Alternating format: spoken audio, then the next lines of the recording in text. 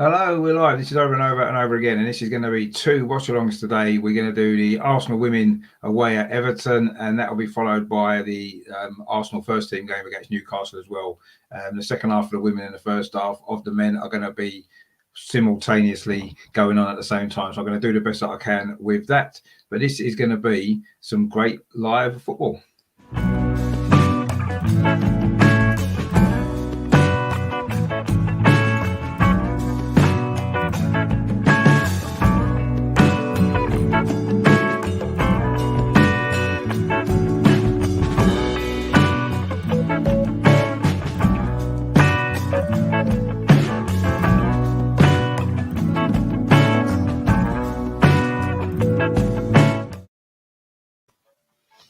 Hello, how are you doing? Good afternoon. My name is Richard, and this is over and over and over again. I'm going to be doing a watch along of, first of all, the Arsenal women. If they win this game today, they will, barring a mathematical miracle, will qualify for the Champions League by finishing third. And then, obviously, the men are kicking off at 2:00 away at Newcastle as well. So I'm going to attempt, certainly in the second half of the women's game, to cover both games at the same time. I've not tried this before, so we'll see how it goes. Hopefully, it will work out well. Obviously, due to the social media blackout by all the clubs, I've found it a little bit difficult getting hold of the team information ahead of this game. I'm going to see what I can do. Just bear with me, and I will try and find it. Obviously, the men's team news will be out soon as well, and I will get that as soon as I can. But at the moment, it's quite difficult to find all the usual places I'd get it from. Obviously, I haven't got it on, so. Anyway, let's see if I can get you some team news for the game. I can't at the moment, I'm afraid. But anyway, we'll see what happens. Once the game starts, I'm sure we'll be able to get the teams sorted out, and I'll be able to fill you in on all of that information, which obviously is important, I know, as well. So, yeah, it's a bit of it seems a strange thing. I understand why the clubs have put the social media ban in place. It just seems to punish the wrong people, doesn't it? Because there's so many of us that use social media for the right reasons are being punished for this because we can't get the information that we enjoy getting. So it seems a bit of a strange way to deal with the situation personally. But anyway, it is what it is, and we're going to have to bear with it really and see if we can make the best of it. But at the moment, I don't have any team news at all because I can't find any anywhere. Even the BBC isn't helping either on their sport thing. So anyway, we'll worry about that as we go. Obviously, the game starts in about 7-8 minutes time. I say if Arsenal women win this game, they will, say, barring a mathematical miracle, I think it's over 20. And then I'll get the league table up for you. I can get the league table. That's one thing I can provide. So yeah, currently the goal difference is 28 in Arsenal's favour. With 2 games to play. So if Arsenal win this game, then obviously Man United, if they won their last 2, they would only be able to finish level on points. And I say it's a 28 goal difference. So you can't see Manchester United making that up in their last 2 games. They're playing away at Bristol, so they could make up a few there. But I'll be very surprised if over the 2 games, I mean, assuming Arsenal don't pick up a point in the last game next week as well. But so, yeah, basically it'll be Champions League football if Arsenal women can win this game against Everton, who, they've had a decent season, haven't they? They're currently in 5th place. They've won 9, drawn 5 and lost 6 of their WSL games this season. They were actually in the top 3 at one point earlier on, wasn't they? They had a good start and they've maybe dropped down a little bit, but they've had a good season, actually, Everton. But Arsenal have won every single previous meeting between the sides. And Arsenal, of course, are on a run of 8 wins in a row in all competitions without conceding a goal. So let's see if we can make it 9 today, and I say virtually seal that 3rd spot. It's been a difficult season actually for Arsenal women, hasn't it? We know this is the last season for Joe Montemuro as well as coach, so they obviously want to go out on a high for him. We're still in the FA Cup as well, let's not forget. So there's an opportunity there to try and get a trophy from the season as well. So yeah, it's going to be an interesting last couple of games, isn't it? And hopefully today, difficult game away at Everton, Arsenal women can get the 3 points that will basically seal that Champions League spot. We don't want to, say for certain, because you never know if Man United were to win, by 20 odd goals in the next 2 games and Arsenal lose next week. Seems unlikely. I've got to be honest, and I'm sure we all think that as well. So the 3 points today is going to be crucial, isn't it? But I say it's a difficult game. Everton have done well. They're a good side. They've got some good players, but it's going to be a difficult game. I still don't have the team news yet, I'm afraid. Still can't get it anywhere. But the coverage is going to start in the next couple of minutes. So hopefully we will then get some team news very, very shortly. So using the Arsenal side. It's generally a pretty settled team anyway, isn't it, for Arsenal? So I'm sure it's not going to be massively different from last week. But we'll see. Obviously, that 2-0 victory last weekend against Brighton, which I covered. There was a 2-0 victory against West Ham as well in midweek. The game in hand, that was the crucial points there. So we are 3 points ahead of Manchester United going into these last two games. I say they're playing Bristol City today away. You'd assume they'll probably win that game. So, yeah, we do need to get the victory here. And I say, technically, mathematically, we would need a point next week against Aston Villa. But I say the goal difference is massively in our favour. So I don't see that being a problem. But let's win this game anyway. And then next week, we can maybe be a little bit more relaxed for the final game, which I will bring you coverage of that game as well against Aston Villa next. I think that's next Sunday, isn't it? So yeah, that'll be good as well. Good way to finish the season. It's been the first season I've been covering the Arsenal women. I've enjoyed it. There's been some good football, and it's not quite gone maybe as well as we hoped. Maybe hope we could have been challenging for the title, but Chelsea and Man City are very good teams, aren't they? So it was always going to be difficult. But we've had a good season. Looks like we are going to get that third spot, and that would be decent, wouldn't it? I'm saying we're still in the FA Cup as well, so.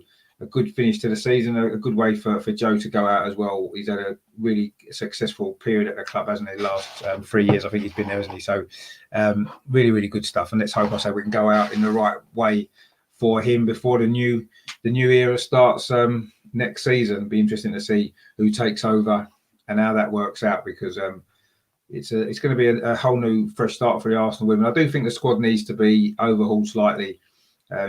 The same group of players have been together for the last few years, and I just think maybe it needs a little bit of freshening up, doesn't it? A little bit. I think maybe 2 or 3 new signings coming in, and just to give us a little bit more options as well. But certainly, a goal scoring perspective's not been a problem. It's only Chelsea have scored more goals than us this season, and obviously defensively we've been really strong lately as well, haven't we? I say these 8 clean sheets in a row, so it's been a good season, but. Just a little bit disappointing because we didn't quite manage to maintain a title challenge in the end, and but if we finish third, that will certainly been a good season, wouldn't it? And it would certainly have. Hang on, just trying to get the feed on so we can get watching the game, and we'll see how it goes. But yeah, so it's going to be a difficult game today. I'm not expecting Everton to just roll over. I think it's going to be tough and tight. We're going to have to play well. So I'm still waiting for some team news. I say due to this social media ban has made it a lot more tricky to get that information. So we'll see. But hopefully now I might be able to give you the team information, certainly from Arsenal. The teams are actually coming out now. Arsenal in the white kit, actually, the white and purple kit being led out by Kim Little. It looks like Zinsberger's in goal. Miedemar obviously is out there. Leah Williamson as well. Just trying to see. Everton are coming out secondly, just behind. Just trying to see if we can. I mean, the team will probably come up on the screen in a minute, so I will give that to you as soon as I get it. You don't realise how important the football social media is, do you? And I say it seems like we're getting punished, people that use it for the right reasons. But anyway, never mind. We'll have to get through this weekend, and hopefully we won't have to worry again in the future. But Everton are just coming out as well now. The Everton team. This game at Walton Hall Park is being played, where the Everton women have played their home games. So I think Arsenal won the fixture at home 5-0, didn't they, earlier in the season? I think it was. So we're just getting through the pre-match rituals. Of course, no handshakes anymore. But let's see if the actual full team lineup is going to come up, and I'll be able to give that to you. Also, we're just going to be doing a little warm up just before we get started. and we'll see what happens. Just trying to see if I can maybe get a bit more team information, but you'd have thought the BBC app would have maybe updated us, says there's nowhere else can, but they clearly haven't. Anyway, the Everton starting team is McIver, Mo Wold, Skevich, George Christensen, Seal. Oh, it's gone off the screen now. It's gone a bit too quick. I couldn't get through it quick enough. But Arsenal is Zinsberger, McCabe, Nobbs, Williamson, Moritz, Volti, Little, Van der Donk, Ford, Mead, and Miedemeier. So pretty decent side there. Wilbur Moyes on the bench and Jill Ward as well, along with Mayer, Patton as well, who played last week. Kately's on the bench as well, which is good to see. So yeah, it's a pretty strong Arsenal team actually, as you'd expect. The front three: Ford, Mead, and Miedemeier. So no Jordan Nobbs actually in this. Oh, Jordan Nobbs is in the squad. Sorry, yeah, she is. I saw her before. She's in midfield today. The teams are changing ends actually. So Arsenal are going to be attacking the goal to our left in this first half, playing from right to left. I don't know why they've changed ends particularly. I don't know if the wind's an issue or looks a fairly pleasant day actually. So over here, blue shirts and white shorts and white socks about to. Actually, it's Arsenal that's going to be kicking off this game. I think Jill Scott's in the Everton side actually as well. Who's the former England player. So they've had a decent season. They've got a good team, some good players. It's going to be a difficult game this for Arsenal. Let's not make a mistake about it. You know, I know we're on a good run of 8 wins in a row, but this is going to be tough, but important as well. It is going to be Arsenal kicking off, I say, attacking the goal to our left in this first half. So it's Miedemeier and Caitlin Ford standing over the ball at the moment, just waiting for the whistle to get things going. So it's a big game this for Arsenal. Really important that we get the victory, which will, I say, basically seal the third Champions League spot.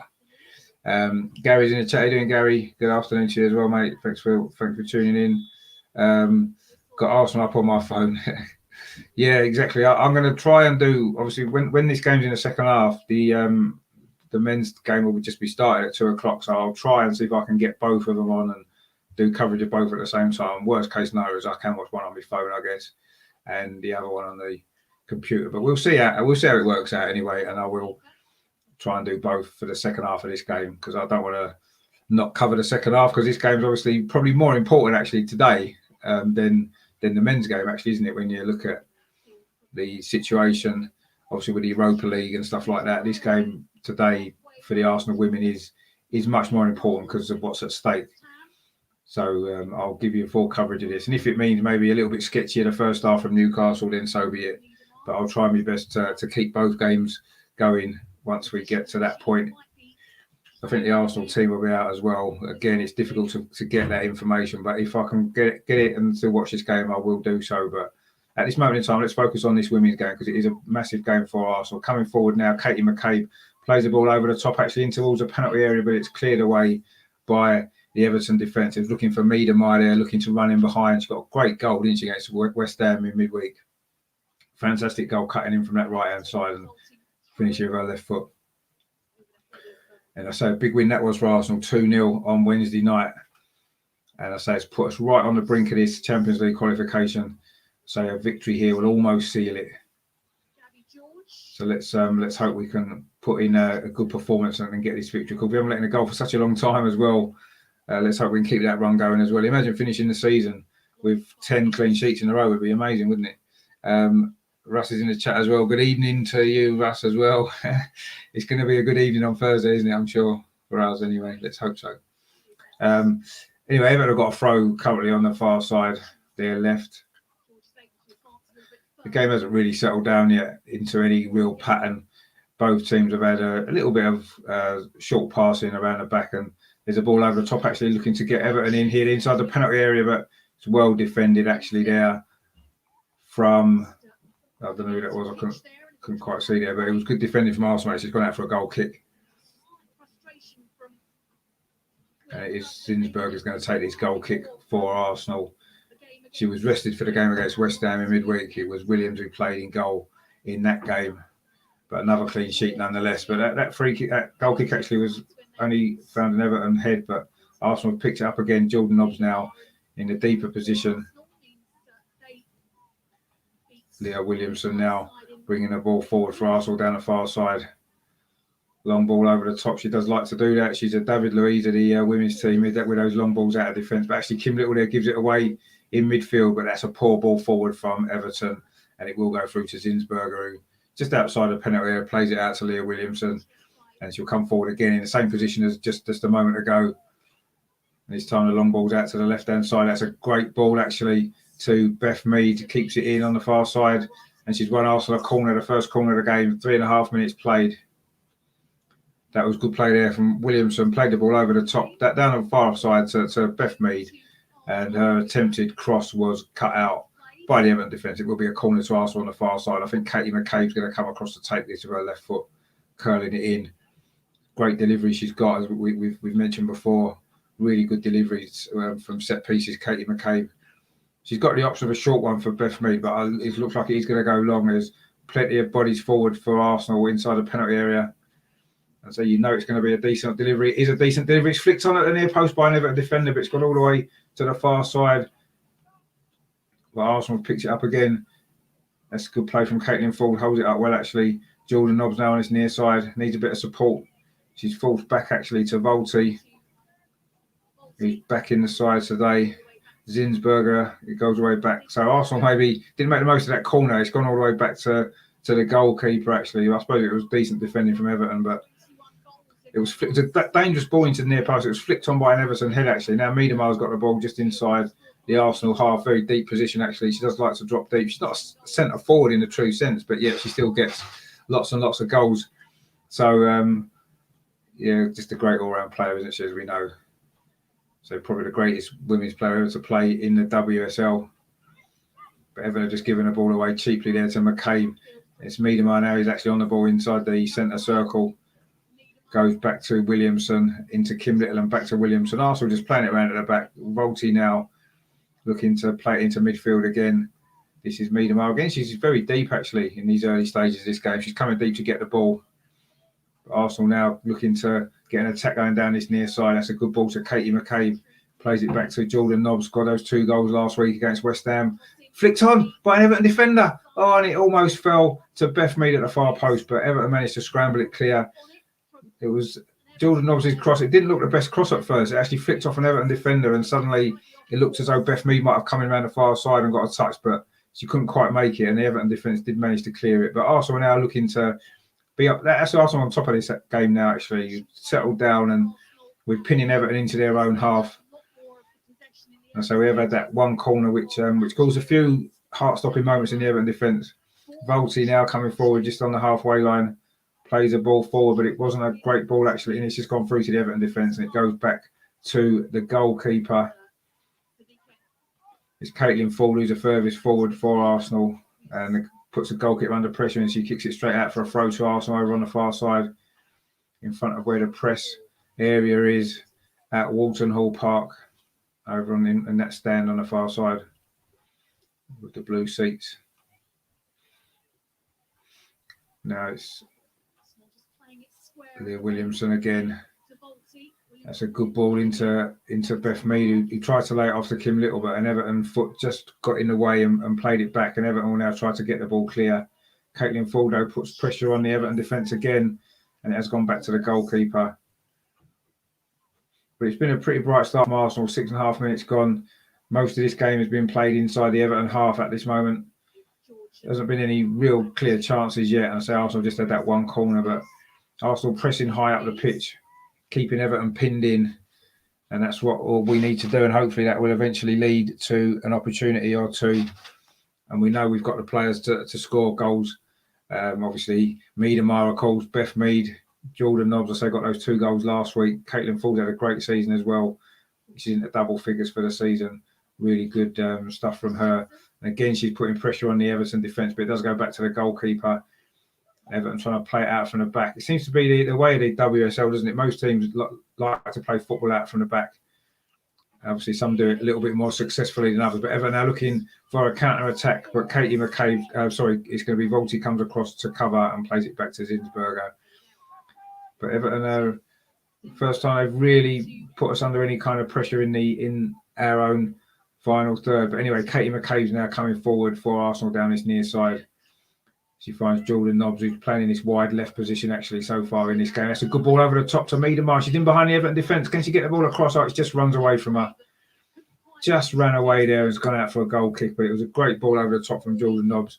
It does seem to be a little bit breezy actually in the stadium, so I don't know whether the wind maybe took that ball a little bit quicker away from Miedemar. Looked as though she was in just for a second. It was on that left-hand side of the penalty area, but the ball just ran away from her a little bit. So I don't know whether it was a wind took it, but Everton taking a risk at the back, playing it out. Arsenal pressing really high, and Everton can't get out, but they've got a long ball forward now. But Arsenal again have won it back really well actually on the edge of the box. Caitlin Ford, she finds Jordan Nobbs just on the edge of the penalty area, plays it square to Kim Little. I think she was thinking about a shot from about 25 yards. Instead, she's forced back to Volti, who finds McCabe on this near side. Then she get a delivery into the box. We know she puts some great crosses in usually, but she goes back to Volti instead and goes square to Leah Williams. And again, Everton are quite happy to sit in front of their own penalty area and try to deny a space. But Cade then just keeps the ball in on this near side, but it only falls to Jordan Nobbs. Arsenal keep possession. Kim Little now, the captain, of course. Great player in midfield for Arsenal. Arsenal keeping the possession and keeping the pressure on here. Leah Williamson plays it in to Beth Mead. That's a nice ball off to Kim Little. But Everton are forcing us back quite well, actually. They're working hard to try and deny a space. That's good play that from Volti, but she was closed down. It has gone out for a throw to Arsenal. Everton working hard defensively, actually, to deny a space. Dean's are in the chat there says, where can you watch the game? I don't know whereabouts in the world you are. It is on the FA player on the FA website. If you go to there, I don't know if you're in the UK, you should be able to watch it there.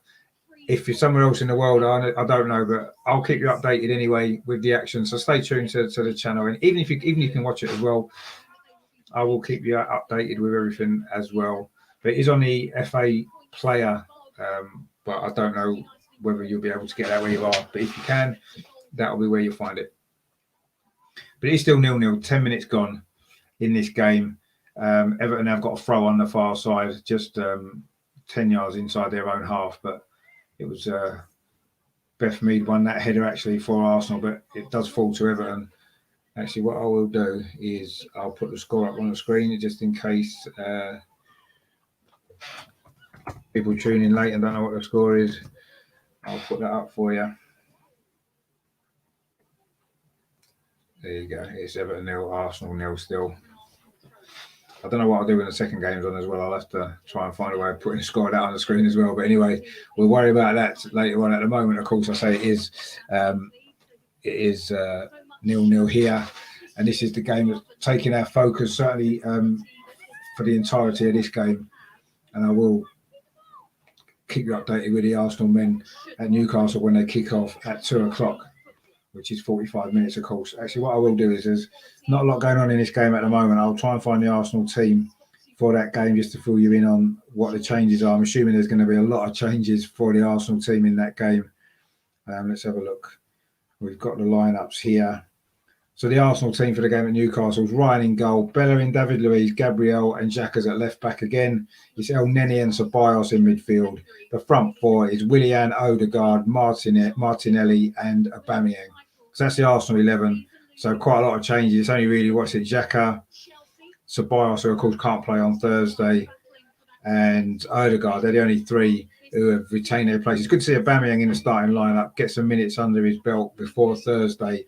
So that's the Arsenal team. The bench is Leno, Saka, Cedric, Partey, Pepe, Chambers, Mari, Nketiah and Smith-Rowe. So that's the Arsenal team for the game at Newcastle this afternoon. So quite a lot of changes as we expected. One or two that I predicted on Baz's show last night. I don't know if you saw that on Bazza T's NUFC. Predicted my lineup. I've got quite a few of them right actually. Let's count them up again. See how many I did actually get right, because I did pretty well on that, I think, by the look of it. Hang on, let's have a look. I'll go back into it and I'll tell you. So I said I made one mistake in the back four. I actually had Cedric at left back instead of Xhaka. I had Xhaka in midfield instead of El Neni. I didn't have Willian in the team actually, and I didn't have Aubameyang because I didn't think he was fit. I had Nketiah and Pepe, so I only got 3 wrong actually. So I did pretty well there. So that's I'm pretty happy with that. And the Newcastle team is Dubravka, Murphy, Fernandez, Clark and Dummett, and Richie actually the back five, which is what I predicted. Oh, and Jordan Nobbs just has a shot there, tipped over the bar from the edge of the box there. Jordan Nobbs shot from about 18 yards there. It was fairly straight at the keeper, but she did just tip it over the crossbar.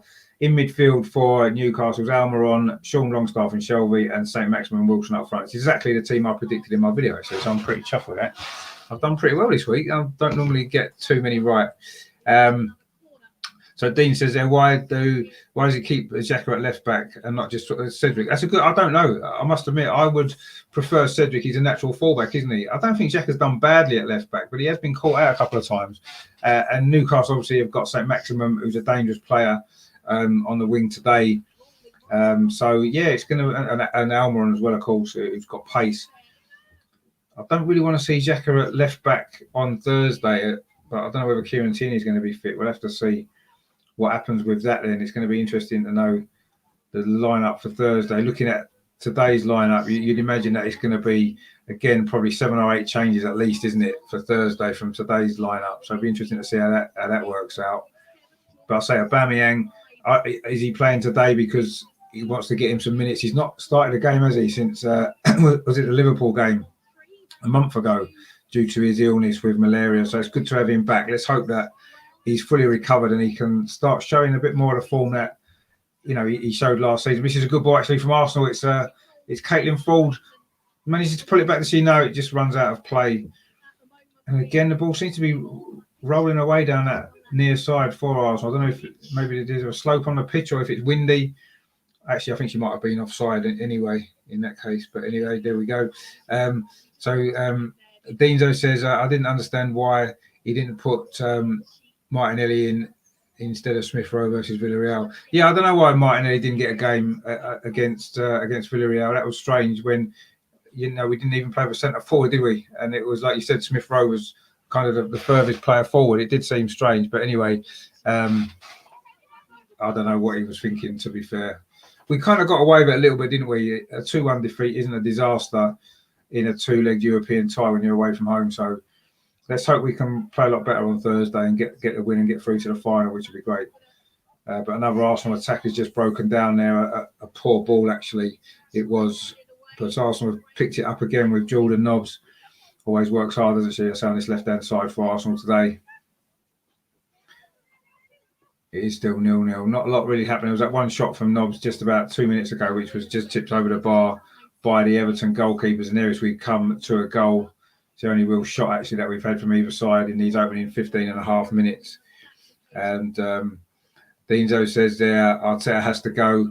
Well, I would say at the moment, he says, if we lose versus Newcastle. I'm not too bothered about the Newcastle result in a way, because, you know, coming in between the two Villarreal games, that's obviously more important, isn't it? I think if we do lose to Villarreal or we don't go through against Villarreal on Thursday, then I don't believe Arteta is going to be the man to take us forward. I know it seems, you know, whether we get to the Europa League final, whether we win it, isn't going to make up for the terrible, terrible form we've shown in the league. We're in 11th place at this moment in time after the results yesterday, and it's not acceptable, is it, for Arsenal? So the Europa League is going to be the crucial thing. But is that going to be enough to say that, you know, Arteta deserves more of an opportunity next season?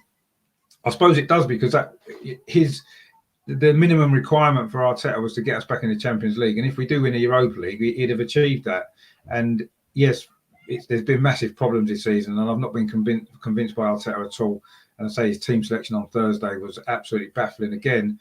But we're still in the tie. Let's see what happens on Thursday before we decide too much about Arteta's future. I do think that if he gets to the final of the Europa League and if we do win it, that'll be two trophies in 2 seasons. And you've got to say that is, you know, much better than expected, you know, and to win the Europa League and get, as I say, back in the Champions League, I suppose, despite all the problems, he probably does deserve an opportunity to rebuild the squad during the summer and try to push on. But obviously, if we're in a similar position in the league next season, then I think that may well be it.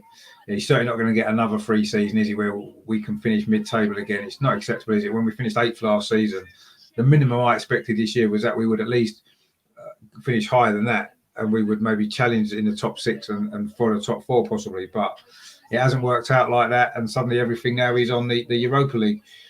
Diesel says, yeah, totally agree. Yeah, I mean, that's just my feelings on it. I just feel that, we need to wait and see what happens on Thursday first, and then if we get the right result Thursday and we've got the finals to look forward to, then, let's see how that happens. It's Man United, got a good record against them, haven't we? So you never know.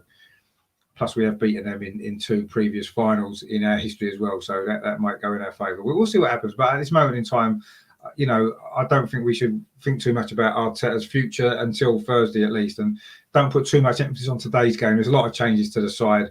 And, hopefully we can play well and get the right result. But if not, I'm not looking at Arteta for today. He's almost got a free game today in a way. But it's quite a strong Arsenal team. Obviously, a lot of Premier League experience in there. So there's no real excuses if we don't play well. And most of these players didn't play in the week anyway. So, we should hopefully put in a good performance against Newcastle. But they need the points, maybe slightly more than what we do in the league, don't they? Because 3 more points for them will basically keep them safe, won't it? Keep them up. So I'm sure they'll have a slight extra bit of motivation, perhaps. And sometimes that makes a difference in these games in the Premier League because there's not a lot to choose between many teams, is there? So anyway, we'll see what happens. That's obviously for a bit later on. We're midway through this first half here at Walton Hall. It's Everton 0, Arsenal 0. But Arsenal now getting in behind for the first time. This is good play down that far side. Cross comes into the box. Miedemar was trying to get on the end of it. Everton scrambled it clear, but not very far. But they've maybe dealt with it now. It goes back to the goalkeeper, actually. That was a strange back pass. Put the goalkeeper under pressure and she's bringing it out for a throw to Arsenal. But it almost fell in the box. It was a good move, actually, down that far side. It was Moritz actually got to the byline, pulled the ball into the penalty area. It didn't quite manage to fall for Miedemar. Jordan Nobbs was in there as well, but Everton managed to just about scramble it clear. But again, this game's been played mainly in the Everton half. But so far, Arsenal haven't really managed to carve out a really clear opportunity. So just that one shot from Jordan Nobbs from the edge of the box, which was comfortably tipped over by the goalkeeper. And that's the only real shot on target. But it has been all Arsenal, certainly in terms of possession. Arsenal looked the more likely to get the goal. Van der Donk there picks out Williamson again. And again, it goes over to the far side. This is Beth Mead this time. She's got good delivery from that far side as well. This time it's Williamson, plays it into the box. But again, an Everton defender gets in the way. I think that might have been Jill Scott, actually. But anyway, Everton have managed to scramble the ball up towards halfway, but it is a throw to Arsenal on the far side. I mean, Everton look quite happy to just sit back and try to deny us space in behind, but you can't really allow this Arsenal team this much possession without eventually being punished. I think it's happened so many times this season. And at some point, Everton are going to have to try to offer more of a threat. But anyway, Arsenal coming forward now. It's Kim Little in midfield. Again, Miedemar's very deep in a central position, lays it off to Leah Williamson. She's got lots of space in front of her. She's just looking out for a pass until she just goes square to Miedemar, who I say it's about midway inside the Everton half, just on this near side. Plays it out to McCabe on the touchline inside to Jordan. Obviously, it's good play from Arsenal, being patient, looking to try to pull the Everton defence apart to get an opportunity. Miedemar's in their own half there, actually, very, very deep. But a nice ball back to keep Arsenal in possession. And Dinzo says, let's go 0-1. And it's a goal in there. This is going to be the goal, is it, from McCabe? And it is. There it is. Katie McCabe with the goal. Puts Arsenal ahead. 21 minutes gone. A lovely finish, actually. Dinked it over the goalkeeper. Good ball played through to her.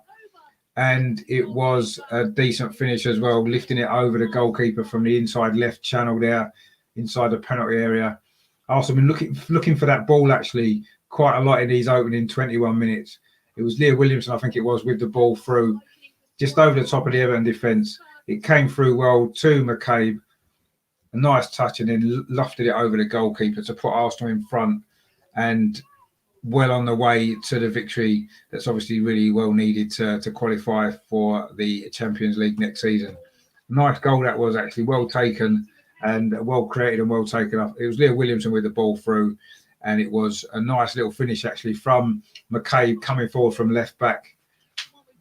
And it is 1-0 to Arsenal, which is fantastic result so far been a good start for this game. I'll say that you could see the goal was coming. It was a risky tactic from Everton just to try to, just defend their own half of the pitch. Really, you can't do that against this Arsenal team with the quality that they've got. And McCabe there, even the defenders can score in this Arsenal team. Of course, she got a great goal recently in the North London derby as well, Katie McCabe, and she's got another one there.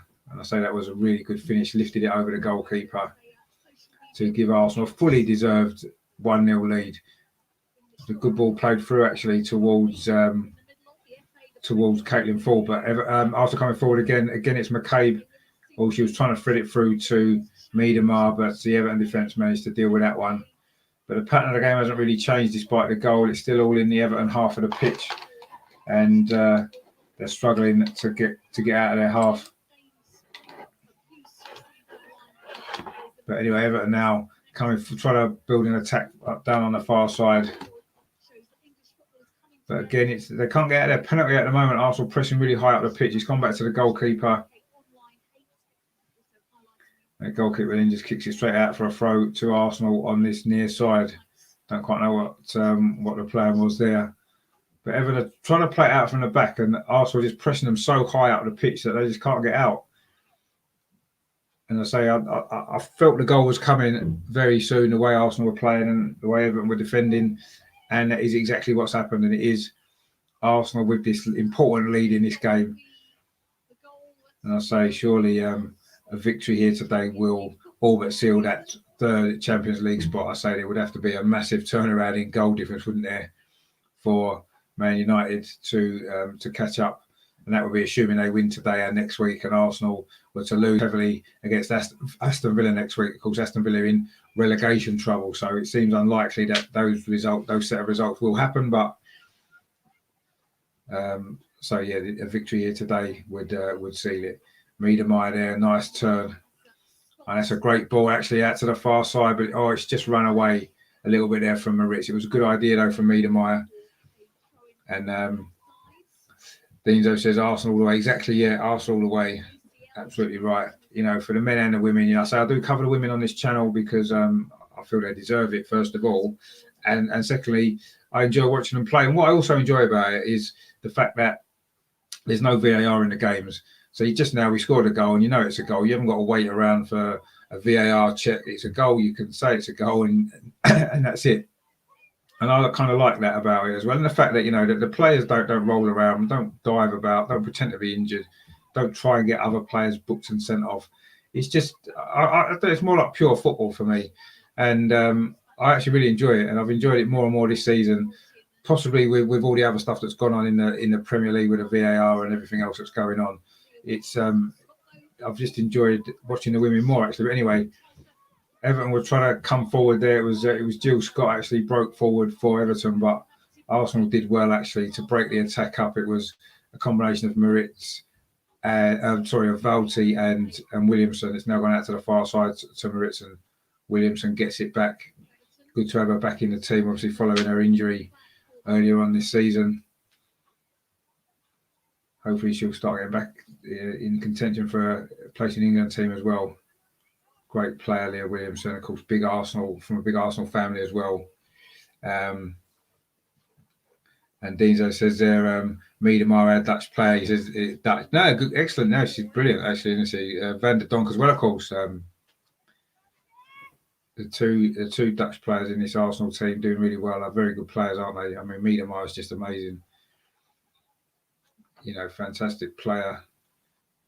Great goal scorer as well.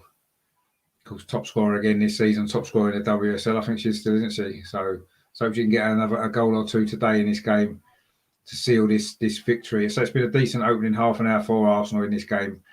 Leading 1-0, dominating possession. I say Everton have rarely crossed the halfway line so far. It's been all one-way traffic. And Arsenal being nice and patient with their build-up, not rushing things, just... and when maybe the passes don't come off, they just go again. Anyway, here's McCabe now on his left-hand side, the goal scorer. That's a good cross into the box, actually. It's full to Jordan Nobbs. Can she get a shot away? Jordan Nobbs has got a chance. She puts it in, but the whistle's already gone. I think it was a foul, actually. Just, was it Caitlin Ford? Gave away a foul there inside the penalty area on an Everton defender. So Jordan Nobbs did go through and score, but the referee had already blown a whistle, and that one didn't count. Obviously, it wasn't VAR that ruled it out. It was just the referee's whistle before she scored, so that was good. But anyway, it's Arsenal now have got possession actually in their own half for a change. It was with Zinsberg. It wasn't a great pass actually to Miedemar, who was actually really playing deep. She's almost in a defensive midfield role at times. But anyway, just goes to show her versatility, I guess, as a footballer. There's not many strikers who've scored a number of goals that she does that play this deep for so long in games. You know, she does it quite a lot. And then she'll spring to life a bit later, further up the pitch, and get a goal or two, I'm sure. That seems to be what happens. But anyway, Arsenal coming forward again with Valti on this near side, finds Jordan Nobbs. In good form at the moment, Jordan Nobbs. So 2 goals last week against Brighton. That was a big win for Arsenal, actually. That was put us into 3rd spot, and obviously they had the game in hand against West Ham. It was maybe a little bit more tense than that game needed to be, maybe against a struggling West Ham team, but Arsenal got the job done in the end, which is the main thing at this point in the season. It's all about results. Now, Van der Donk coming forward for Arsenal down this near side. It's now Beth Mead, who's actually switched to the left-hand side at the moment, finds Katie McCabe, plays the ball square to Van der Donk. It just runs away from her, but she does well to play it on to Williamson. Knocks it in back to Van der Donk again. She lifts the ball over the top inside the penalty area, but an Everton head there. It's got out for a corner to Arsenal over on the far side. That was a lofted ball there from Van der Donk into the penalty area. It was looking for Beth Mead, but it was an Everton head that's knocked it out for a corner over on the far side, which again, Katie McCabe is going to run over to take. We're just coming up to half an hour in this game. Everton 0, Arsenal 1. 1 foot in that Champions League now for Arsenal. Can we get a second goal before half time? It's going to be McCabe with his corner in from the far side. Again, it's a decent ball. It's a 6-yard box. Oh, it just goes over everyone, but it does come to the far post. It finds Jordan Nobbs inside the penalty area. She's twisting and turning, trying to find a cross. Comes back to Valti. Plays it into Caitlin Ford, but that pass was cut out. But Arsenal again win it back. That was with Valti. She's falls back actually, and then she tries to twist and turn away for a cross, but plays the ball back to Jordan Nobbs. It maybe wasn't the best ball. She's falls backwards, and that wasn't a great pass actually. And there's been a collision there. It was Maritz there and the Everton striker. They basically ran into each other, but they're both okay, and play carries on. It's an Arsenal attack actually down the far side with Beth Mead. Plays it all the way across to this near side now with Jordan Nobbs. Crossed it into the box. It was looking for Mead again, but it's cleared away by Everton. But they can't really get the ball out of their half. Surely this second goal is just a matter of time. Long ball there from Williamson. It only falls to Nobbs on the edge of the box, and she tried to play it onto Miedemar, but it bounced off her. A good take there from Van der Donk. And Arsenal just keeping possession. Leah Williamson now striding forward deep inside the Everton half. Plays it short to Beth Mead.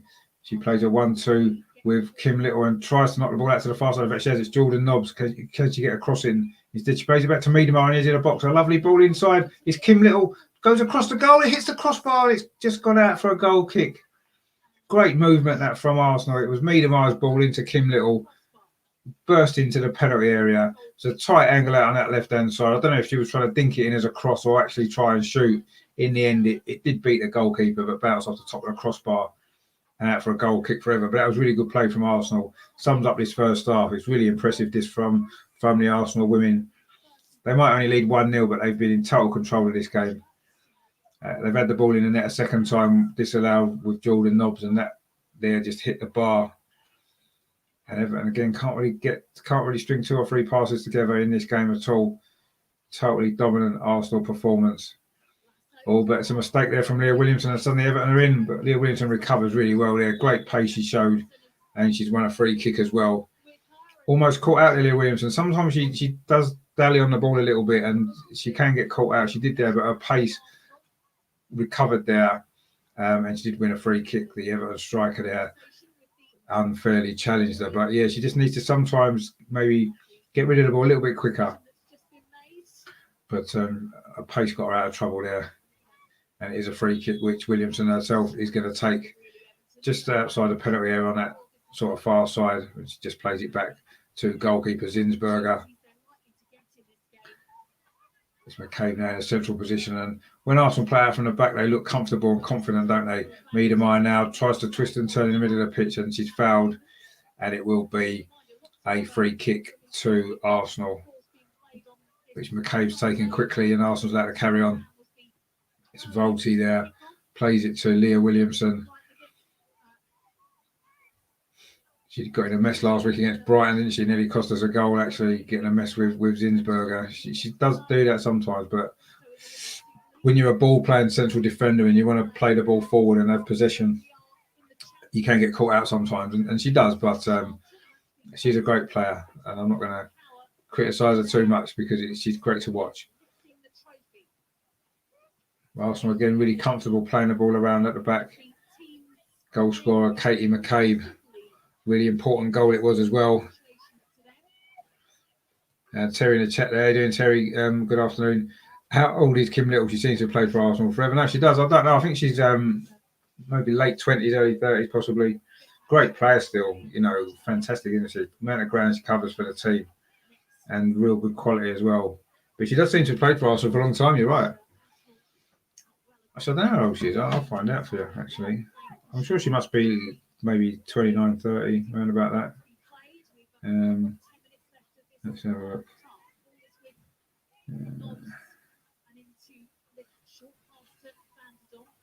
Let's have a look. Kimberly, she's 30.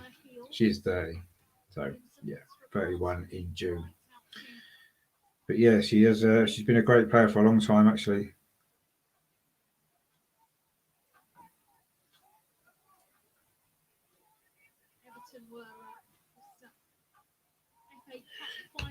Good. Right, so it's a goal kick currently to Everton. And so we're nearly 10 minutes away from half time. Really good first half this from Arsenal. 1-0 ahead with that goal from Katie McCabe for left back, getting forward as she likes to do, and a nice little finish over the goalkeeper midway through this first half. 21 minutes was the goal, and it's 1-0. But Everton are trying to maybe come forward themselves now, looking for a way back into this game. But again, Arsenal won the ball back. Again, Miedemaier's very deep. So she's not just a goal scorer, is she? She's a lot more, really elegant player, great to watch. And she's been on the ball quite a lot in this game, actually, playing a slightly deeper role by the look of it, actually, today. Than she always drops deep anyway, but seems to be a little bit more deeper role today than maybe previously. With Caitlin Ford seems to be the furthest player forward. She's almost in midfield, Miedemeier, actually, in this game, which is quite strange. But I know she's played in that sort of role before very successfully as well. But I'm going to see soon if I can get a double stream going of the Arsenal game as well and see how that works. Hopefully I can. And then it'll be happy days. But we'll see how that works out. Just trying to adjust my camera a little bit, actually.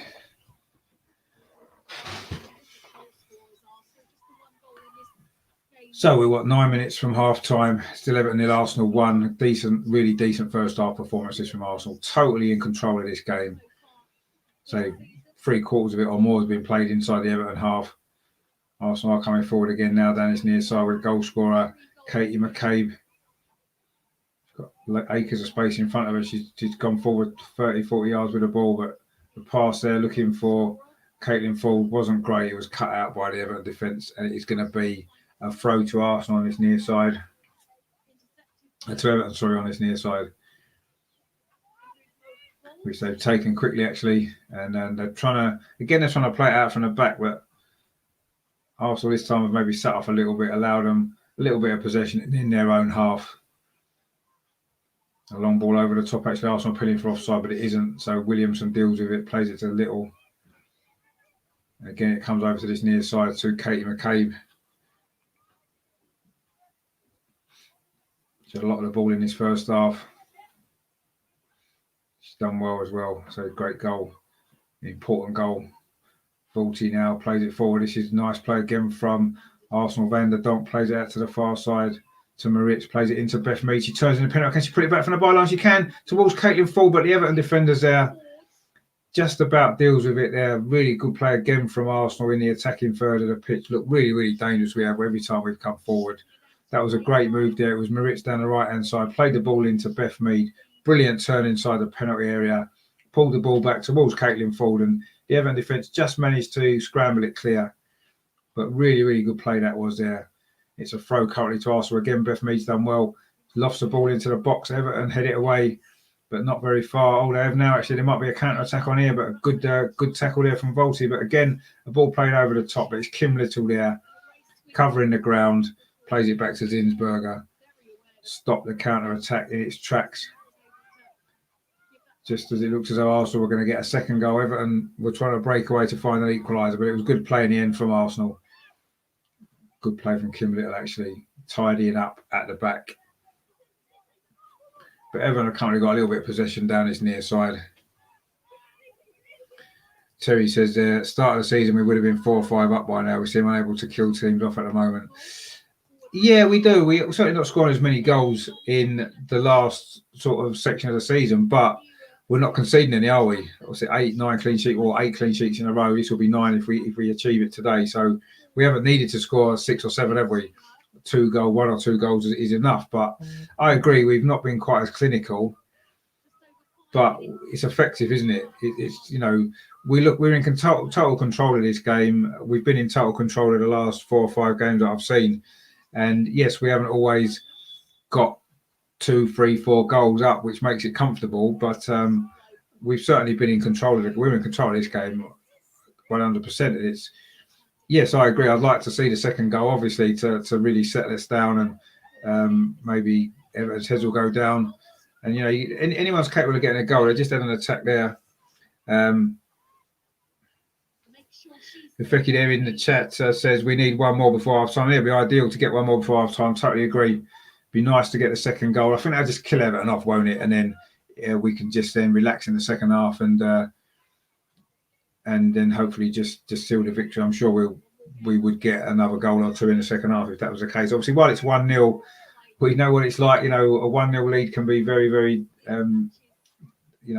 dodgy at times.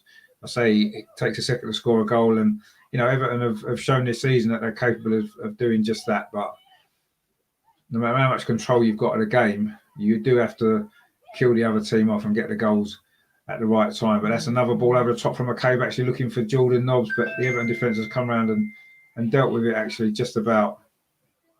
Has it gone out for a throw there? Jordan Nobbs said it had, but the linesman says no. But Arsenal win the ball back anyway to Miedemar on his near side.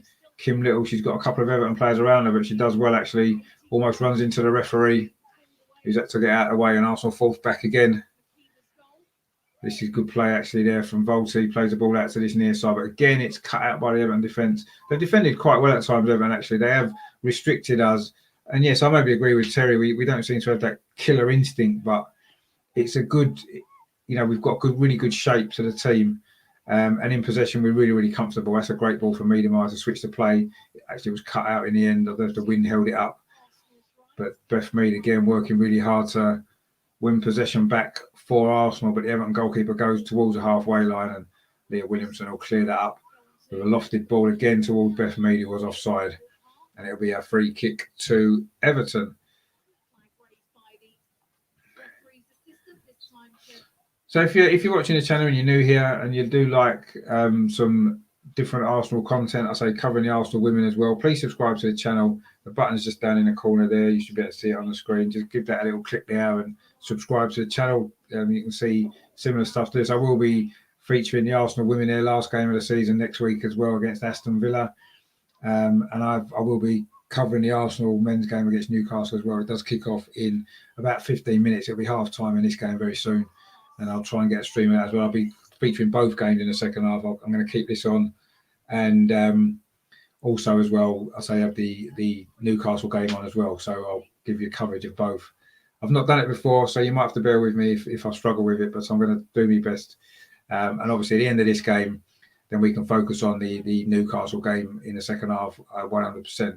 But I'm going to try and do both for this coming up, the second half of this game and the first half at Newcastle. Try and get them both on the screen at the same time. And Terry in the chat there says before half time, hit the like button, chaps. Richard deserves it. Well, thanks, Terry. Yeah, I mean, you know, if you do like it, you're enjoying what I'm doing, please, I say, give the video a like and subscribe to the channel as well.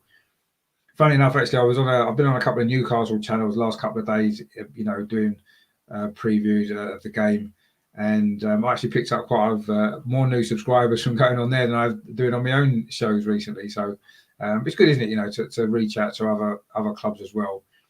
You know, and obviously I do predominantly do Arsenal content. Well, 99% of it's Arsenal content. You know, whoever we're playing against, I always have fans on the other team as well. So yeah, I like to do that as well. So yeah, but I say please subscribe if you haven't done so already. And Terry says you ain't got to look at two. No, you ain't got to look at two of me. No, it's just one of me and two games. So it's even better, isn't it, that way? But I'll say I'm going to give it a go. I've not done it before.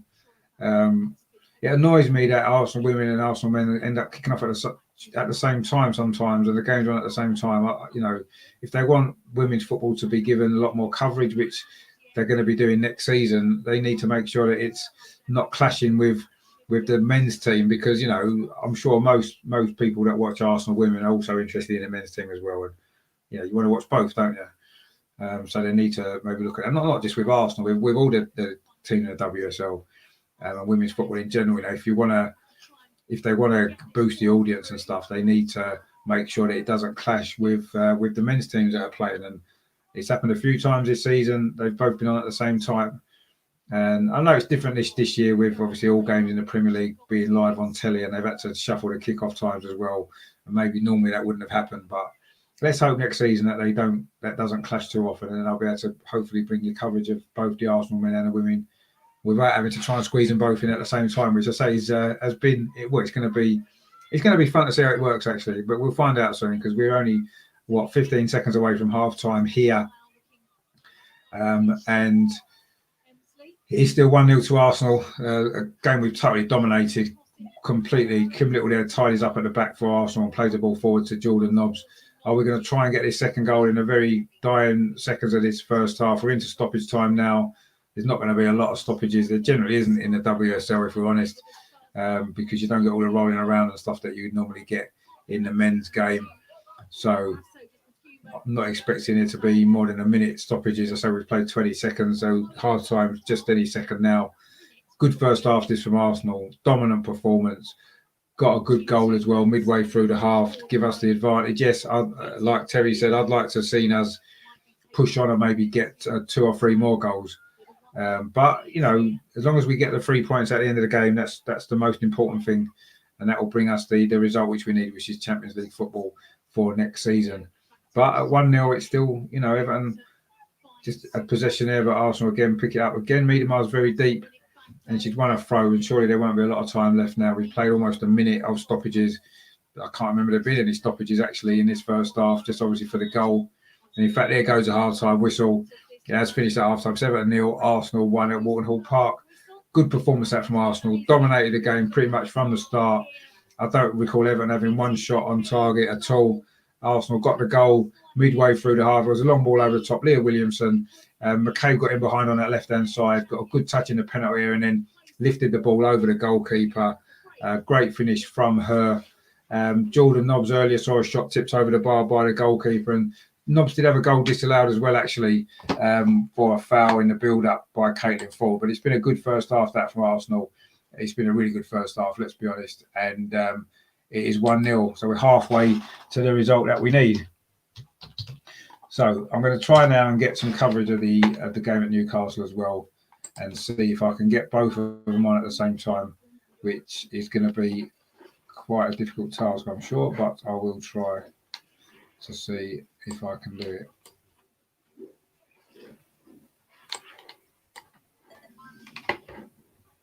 Hang on 2 seconds.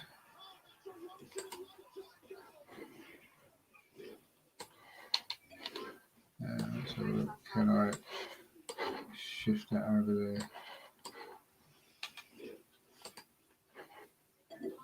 Right, hang on 2 seconds. We might. Right, okay. Now, we might be in business. I might be able to get both of these games for you for the second half. That'll be exciting, won't it? I don't know how I'm going to get the score on the screen for the other game. I'll have to work on that as well. But anyway, see how that goes. But yeah, it is. I say it's half time in the Arsenal women. They are winning 1-0, as you can see on the screen there, against Everton. Really, really good performance that was. I say let's just hope we can finish the job in the second half. In case you haven't seen the Arsenal team for the Newcastle game, of course, what you've got to remember is there's a blackout, isn't there, on social media, so it's very difficult to get all the information that you need in terms of team lineups and all that kind of stuff today. Very difficult. Seems like I said before, they seem to be punishing the wrong people. You know, we all use social media in a safe, set, responsible way, as do 99% of people that use it, and we're being punished because of one or two idiots that are out there. It doesn't seem quite fair, but that seems to be the way it is, isn't it? The majority get punished for the actions of the minority, and that's usually the case. But anyway, I have got the team information. I can't get my pictures on, unfortunately, because normally I would get them from the social media feed. So the Arsenal team lineup against Newcastle is Ryan in goal, back four, Bellerin, David Luiz, Gabriel, and Xhaka again at left back. Selneni and Ceballos in midfield. Of course, Ceballos is suspended on Thursday anyway, so we might as well play him today. And then the front four is Odegaard in number 10. Willian looks like he's on the right, Martinelli on the left, and Aubameyang through the middle. His first start for quite a while, so it's good to see him back. The Newcastle lineup, if you missed that earlier as well, it's Dubravka in goal. They've got 5 at the back, which is Murphy, Fernandes, Clark, Dummett, and Richie. Richie is fit. There was a few doubts about his fitness, but he's past fit. The three in midfield for him is Almiron, Sean Longstaff, and John Joe Shelby, who's captain. And the 2 up front for Newcastle, St. Maximum and Callum Wilson's back top scorer for them with 13 goals. On the Newcastle bench, it's Matty Longstaff, Shah, Joe Linton, Gale, Lewis, Hendrick, Kraft, Gillespie, and Young Anderson. And on the bench for Arsenal, it's a strong bench actually. Leno, Saka, Cedric Suarez, Partey, Pepe, Chambers, Mari, Nketiah, and Smith Rowe. And the referee is Mike Dean, who I know we all love, but actually we've got a decent record with games at Mike Dean's rest for us in the last couple of seasons. So let's hope that it brings us good luck today and we can get a win. Be good to get 2 Arsenal wins today, wouldn't it? Not many times that's happened this season. So yeah, it's all looking positive at the moment, but we haven't started the game yet, have we? So we'll see how it works out. I'm just going to check the other scores in the WSL, actually. Let's have a look then. Let's have a look. Actually, Chelsea are playing in the Champions League semi-final against Bayern Munich, I think it is. They were 2-1 down from the first leg. I'm not sure what the score is today. It hasn't come up yet. But anyway, they might get to the final. So we can see. So the other scores at the moment are, where are we? Let's have a look. Aston Villa, a 0-0 against West Ham. And kicking off at 2:00, it's Bristol City against Manchester United. Of course, the game that affects our part of the table. Reading play Brighton, and at 3:00, Manchester City play Birmingham. Of course, they will go to the top of the league right now with Chelsea in Champions League action, although Chelsea will have a game in hand. And there's a few games in the Championship as well. Blackburn, Sheffield United, Crystal Palace against Lewes, Durham against Coventry, Leicester against Charlton, and Liverpool against London City. And I say Chelsea are playing currently in the Champions League semi-final. The other semi-final of the Women's Champions League is Barcelona against Paris Saint-Germain, which kicks off actually a couple of hours ago, so that'll be nearly finished, won't it? Terry says Chelsea were 1-0 up. Well, that puts them through on aggregate if it stays like that, doesn't it? So maybe Chelsea women and Chelsea's men could both be in the Champions League final this season, couldn't they? That would be nice, wouldn't it? But anyway, we shall see what happens. So it is currently half time in the Arsenal women. It is 1-0 and the Arsenal men's game is 5 minutes or so away from kickoff. So I'm going to try. I'm going to cover both games for you. Just be nice and something different to do. And certainly for the second half of the women's game, anyway. I'm going to see if I can get the score of both games on the screen. I'm going to give it a go. Just bear with me 2 seconds.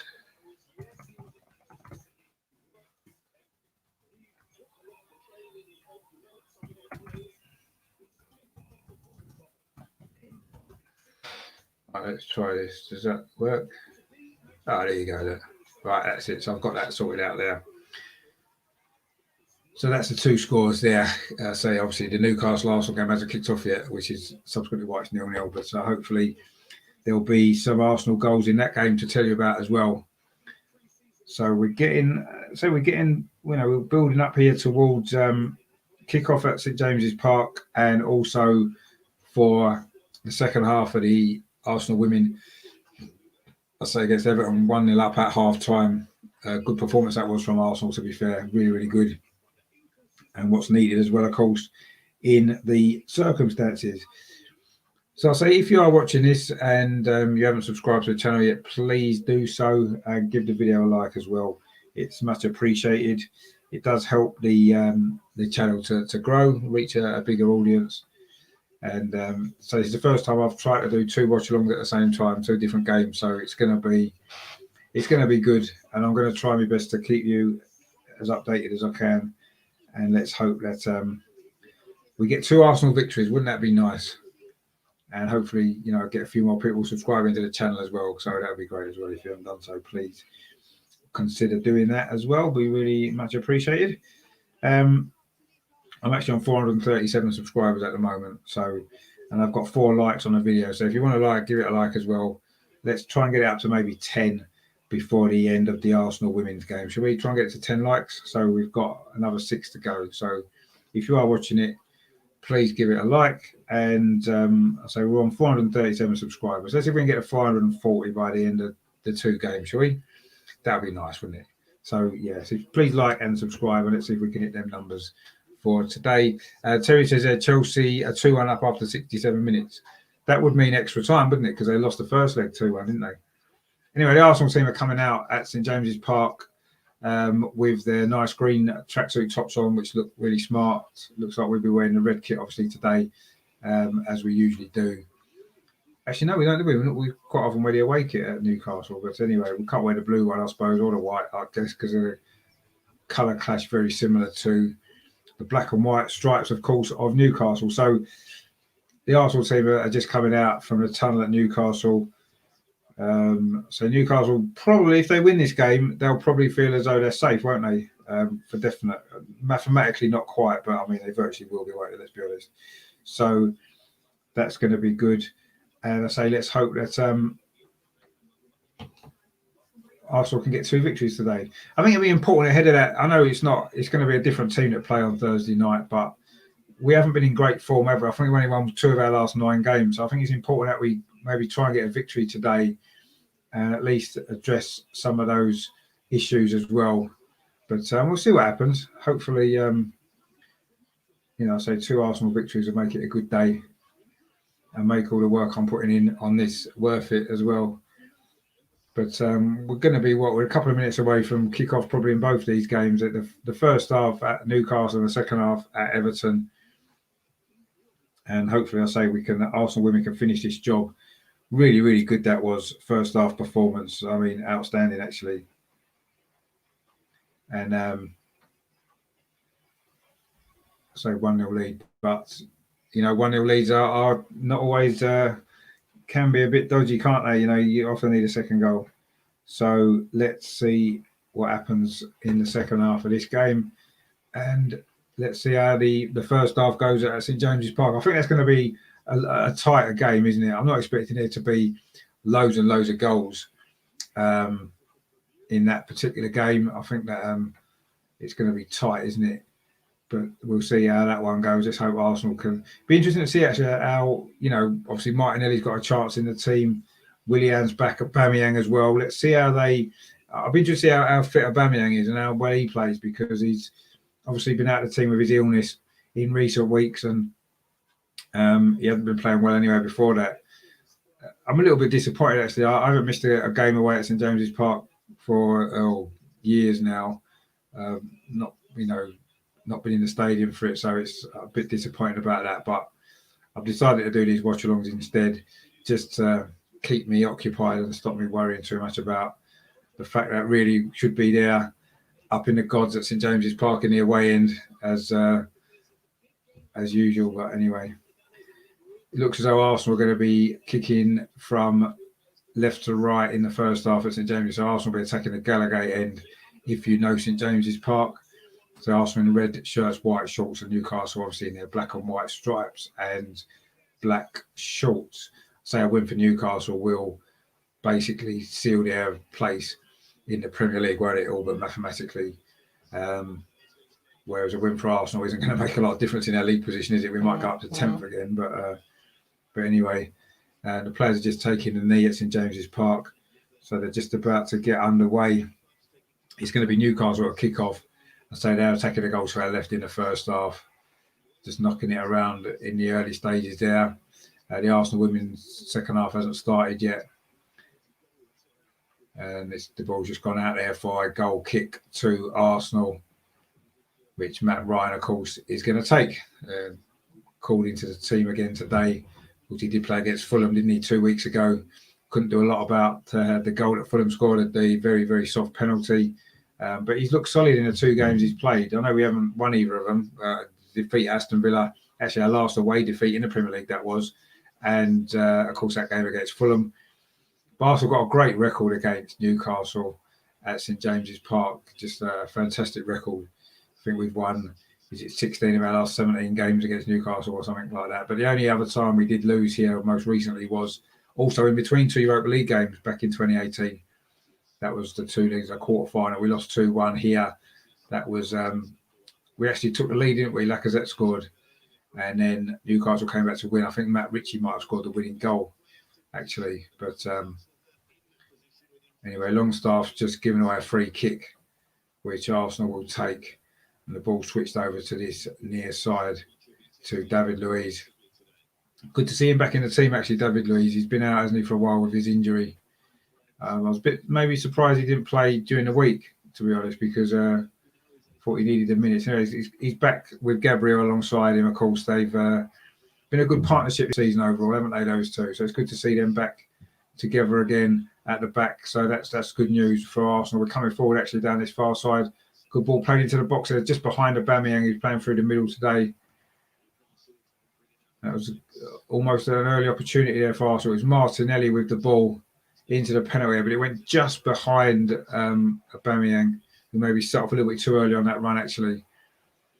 But Arsenal knocking the ball around pretty well. It's come back to David Luiz, just plays it square inside the centre circle to Gabriel. 2 minutes played at St James's Park. It is still Newcastle 0, Arsenal 0. It's been Arsenal maybe enjoyed a better possession here. Martinelli now on his far side, faced with Murphy, cuts inside, plays the ball into the box towards Aubameyang, who tried a spectacular finish, and the balls end up going away through to the goalkeeper. Aubameyang, of course, has sorted his hair out now. He hasn't got the sort of braids he had a few weeks ago. Obviously, the malaria has he decided to get his hair back to how it was before. A lot more recognisable, isn't he, like that? And hopefully he'll become a lot more recognisable with the goals that he scores as well, because it'd be great to see him back in good form again. I feel that's really important, isn't it? That he gets back to his best at the end of this season. I say still some big games to come, and he had a good record, didn't he, last season in the FA Cup, scored twice in the semi-final, twice in the final. He's still got the opportunity to do that again, hasn't he? If he scores twice on Thursday night, I'm sure that'll put us in to that final. Of course, Newcastle today, Joe Willock can't play, can he? Of course, on loan at Newcastle. He's come off the bench and scored some important goals for them in recent weeks, so they're going to be without him today, which obviously is going to probably be better for us, but we still need to score. Yeah, the women are out now for the second half as well. Arsenal women are just in a huddle there before the second half starts. They will be attacking a goal to our right in the second half. So 1-0 up, the Arsenal. It does seem actually quite windy there at Everton. Terry says there, Maximum will definitely give Jack a run for his money. No, he certainly will. Jack is always going to struggle with pace, isn't he? And he's not a natural left back. I think he's done okay there, actually. He has been caught out 1 or 2 times, hasn't he, against some better players, as we saw against Everton in our last Premier League game, and the other night for the first goal as well. The tricky winger who played for Villarreal was a good player, wasn't he? Arsenal coming forward here. Ceballos plays the ball back to Gabriel, actually. Was that Gabriel trying to try a shot from about 30 yards? It was blocked anyway. But Arsenal have picked up the ball in midfield, coming forward again. Nice little interchange of passes. Danny Ceballos again plays out to this near side to Willian. Arsenal just keep in possession. And Kevin's in the chat. How are you doing, Kevin? Thanks for tuning in. I've got both games on. The Arsenal women are just about to start the second half. They're 1-0 up, as you said. And I've also got the Arsenal men at Newcastle as well. So it's a busy afternoon here for me for the next 45 minutes trying to cover both games. Bellerin now getting forward down this right-hand side for Arsenal. Pulls the ball back. Oh, it's a missed kick shot there. Comes to the edge of the box. Oh, it's a goal. Arsenal have scored. 5 minutes gone. It's El Neni, his first ever Premier League goal for Arsenal. Mohamed El Neni. Absolutely fantastic strike that was from the edge of the box. He doesn't score tap-ins, does he, Mohamed El Neni? He doesn't score enough goals, clearly. But when he scores, they tend to be pretty good goals, don't they? And that was a great goal. Actually, it was Bellerin who created it initially with a great run down that right-hand side. Got to the byline, pulled the ball back. I think it was Aubameyang missed his kick. It fell to El Neni on the edge of the box and he drilled it into the far corner. Good finish that, actually. Took his time and then cool finish from 18 yards. Really good goal that was. The Arsenal women have kicked off the second half at Everton. And it's not a bad day for Arsenal so far, is it? Let's be honest. It's 2 1-0 leads at the moment. Of course, still early days in both of these games. Very early at Newcastle, obviously. We've only played, 5 minutes? Because we conceded after 5 minutes during the week, didn't we? So it's nice to get an early goal. We've actually been in good form away from home, actually. And once again, we've got an early lead in the Premier League away from home. So Arsenal women are, still 1-0 up. We played a minute of the second half there. Everton have maybe come out a little bit more attacking intent at the start of this second half, actually. They've just want to throw in the attacking third of the field. They haven't done an awful lot of attacking in this game, Everton, but I guess their coach has probably told them at half-time they need to put us under a little bit more pressure if they're going to get anything from this game. Just want to see that second goal for the women, and then that will seal that victory, I think, and then we can relax a bit more. And then maybe enjoy what could be what's building up to be quite an entertaining game at St James's Park as well. Also got a free kick at the moment, which Willian kicks in towards the far post, but it's the goalkeeper, Dubravka, came and got that comfortably there. Leah Williamson's currently in possession for the Arsenal women, just inside the penalty. It goes back to goalkeeper Zinsberger. There was no changes at half-time, actually, for Arsenal. I don't think Everton made any either. So we've got the same lineups that we had before. It's quite good watching both the games, actually. I'm quite enjoying it. So Kevin says there, love to see Martinelli score just for future belief. Yeah, I mean, he scored away at Sheffield United, didn't he, in our his last away performance in the Premier League, which Newcastle coming forward at the moment. A ball drilled into the box. Matt Ryan does really well there, actually. He's very comfortable with the ball, isn't he, Matt Ryan? He doesn't fluster. He's calm. He's a good goalkeeper, actually. I think he's a really good goalkeeper, and I want to see him play more often, actually. I mean, Burton hasn't had his best season, has he? He did have a great game the other night, to be fair, against Villarreal. But Matt Ryan's a great backup, isn't he? So Maximum trying to get into the game here for Newcastle. He's a player I'd love to see at Arsenal next season. But if they want Willock that badly, maybe they'll have to sacrifice St Maximum, give us what we want. We'll see what happens with that. I'm sure we could do it. Arsenal in here. Do Arsenal women? Is it 2-0? Oh, it's into the side netting. Beth Mead there went round the goalkeeper. It was a tight angle. She fired into the side netting. It's a good run off the ball, actually. She got herself into a great position. The angle was tight. She did take it around the goalkeeper, but could only fire into the side netting. That was an opportunity there, 3 minutes into the second half, to make it 2-0, and that would surely seal the deal for the Arsenal women and seal, well, all but mathematically still third place. I say there would need to be a 20-odd, or nearly a 30-goal swing in the last game of the season for Man United, assuming Man United do beat Bristol City later on today. In fact, they would have just kicked off now, actually. But Everton have maybe come out a little bit more aggressively at the start of the second half, attacking a bit more there. But Kim Little again does really well. Meanwhile, up at St James's, Arsenal are coming forward again. Some good play in the midfield from Arsenal. Willian now just slightly to the near side, finds Bellerin outside him. Bellerin's out of the goal, of course. Odegaard into El Neni, the goal scorer. His first ever Premier League goal for Arsenal. What a great moment for him, actually. He's very, he gets a lot of criticism, but he does score some great goals. I'm not sure he's the sort of player we need to progress the club in midfield, but that was a great goal nonetheless. And it's his third goal this season, actually. The previous two coming in at the Europa League. Could do with another Europa League goal for him during the week. Everton have a shot on there, and it goes past the post there in the women's game. In fact, it was comfortably past the post. I think that's their first shot at goal, actually. Nearly 50 minutes played there. Opposite James also got a throw in the attacking third, which Xhaka takes. Martinelli with a crossing towards the near post. Aubameyang maybe didn't chase it in, but Arsenal still got possession of the ball. Shot coming in from the edge of the area again, and it looks like it deflected away. It was Bellerin with a shot. No player doesn't score many goals, does he? I don't think it was deflected. I think it's just curled wide. It's been a bright start from Arsenal, actually, in that up at St James's Park. 10 minutes gone there. Newcastle 0, Arsenal 1. The goal from Mohamed El Neni just after 6 minutes. They just had a replay of it there. Aubameyang went to have a shot. I think it was deflected, and it just fell to the edge of the box to El Neni on his right foot. Got a lot behind it, placed it into the corner of the net. I say his first ever Premier League goal for Arsenal. He's been at the club, 5 or 6 years. Finally gets a goal in the Premier League to add to his. I think he's got 3 or 4 in Europe, hasn't he? So including 2 this season in the Europa League. So his best goal scoring season for the club. There was that stat, wasn't there, saying Arsenal would score the least amount of goals from midfield in the Premier League this season. Well, we've just got one more there, which is nice to see.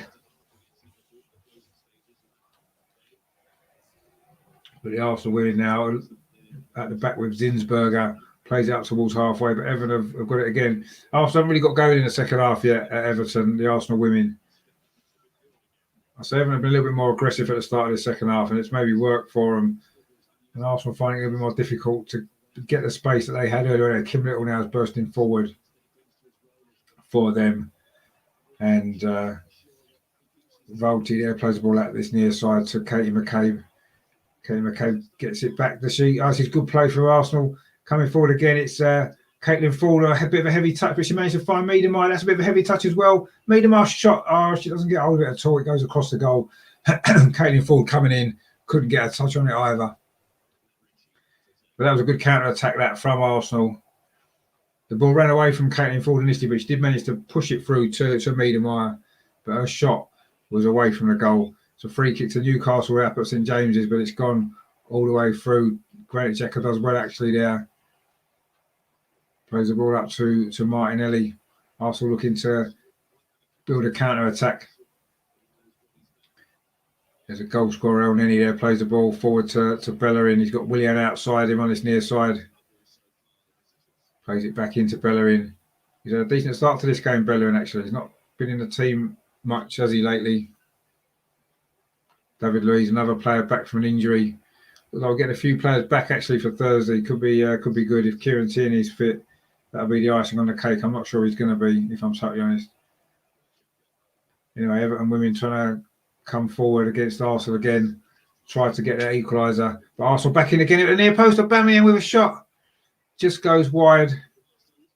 Aubameyang's getting into some good areas, actually. And Arsenal players are managing to pick him out as well. That was from the left-hand side. I think it was Martinelli again. Skipped past the defender. Got to the byline. Pulled it into the near post. And Aubameyang came in. But the angle was tight and he could only fire wide.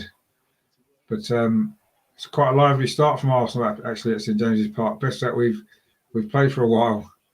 Certainly the last couple of Premier League games have been really disappointing, and dreadful performance in midweek at Villarreal as well. Is it a mixture of different players in the team? Is it a mixture of not as much pressure on them?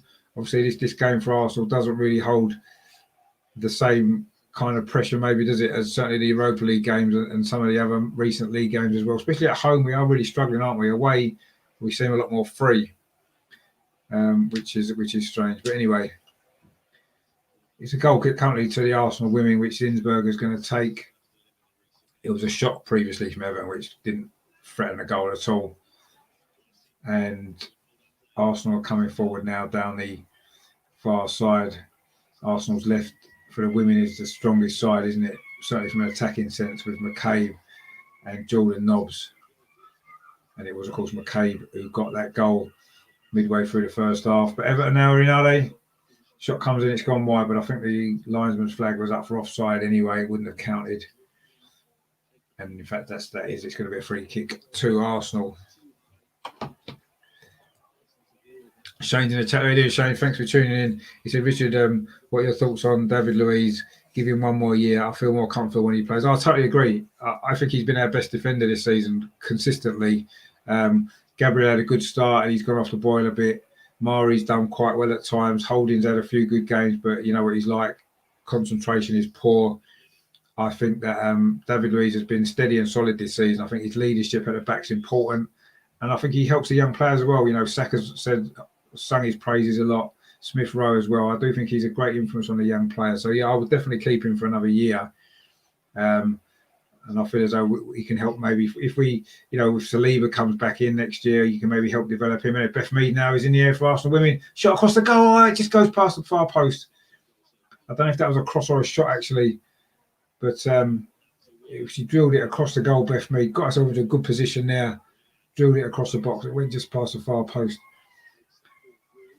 And Willian there for the Arsenal up at Newcastle just tried to thread the ball through it, run comfortably through to Dubravka.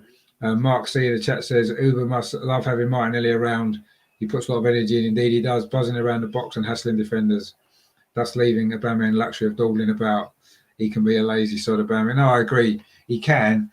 And when he's got Martinelli to do all that work, bearing in mind, when Aubameyang plays on the left, he's expected to do that defensive work, which he doesn't want to clearly do. Whereas Martinelli is quite happy to run up and down, isn't he, and do that work. And it means Aubameyang through the middle has got a little bit more freedom. And he certainly looked good in this game. It was St. Maximum there coming forward for Newcastle. But there was no Newcastle player forward, and Arsenal defence managed to deal with it and have now got the ball clear towards halfway. But Newcastle have picked it up again. Maybe this is the first time Newcastle are really getting in to the game. Russ is back again. Evening, Russ, how you doing? It's going well for Arsenal today so far, isn't it? 2-1-0 leads at the moment, but still a long time left to things to change. Let's hope that Arsenal get some more goals. That'd be nice. The Arsenal men are having to defend at the moment, and Newcastle knocking the ball around inside their own half. Well, the Arsenal women are in possession. It's Marix here coming forward down his near side. She's got Beth Mead outside. Instead, she plays it inside to Caitlin Ford. Does really well. Holds the ball up, turns. Beth Mead gets it back into the penalty area. Caitlin Ford's done really well. Pulls it back from the byline. Comes into Katie McCabe again. Is it? No, it was Maritz actually with a shot.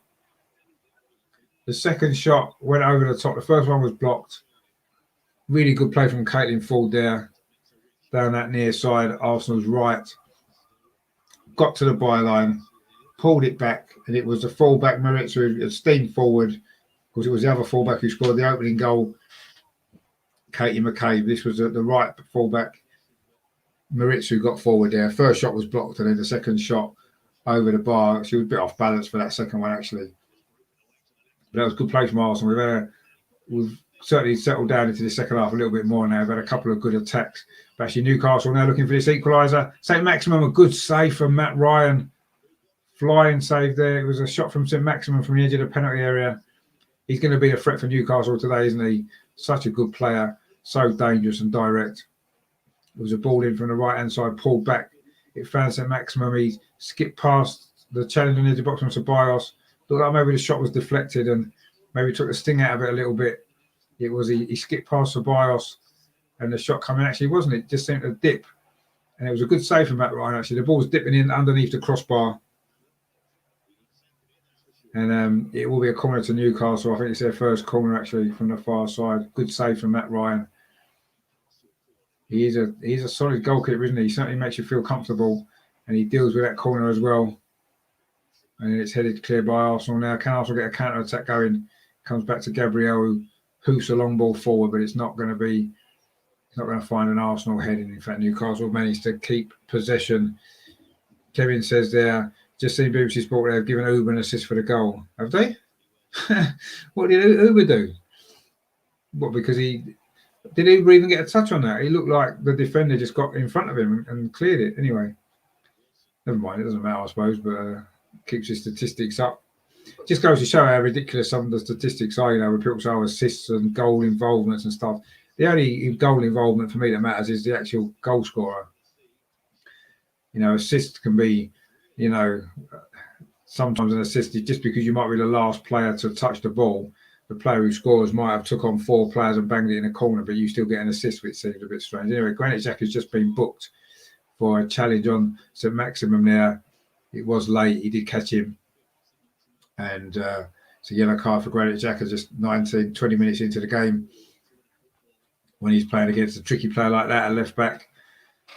Very dangerous. Anyway, Arsenal got an injury in the women's game. I can't see who it is actually. There's the physio's on to deal with that. Oh, it's Beth Mead actually.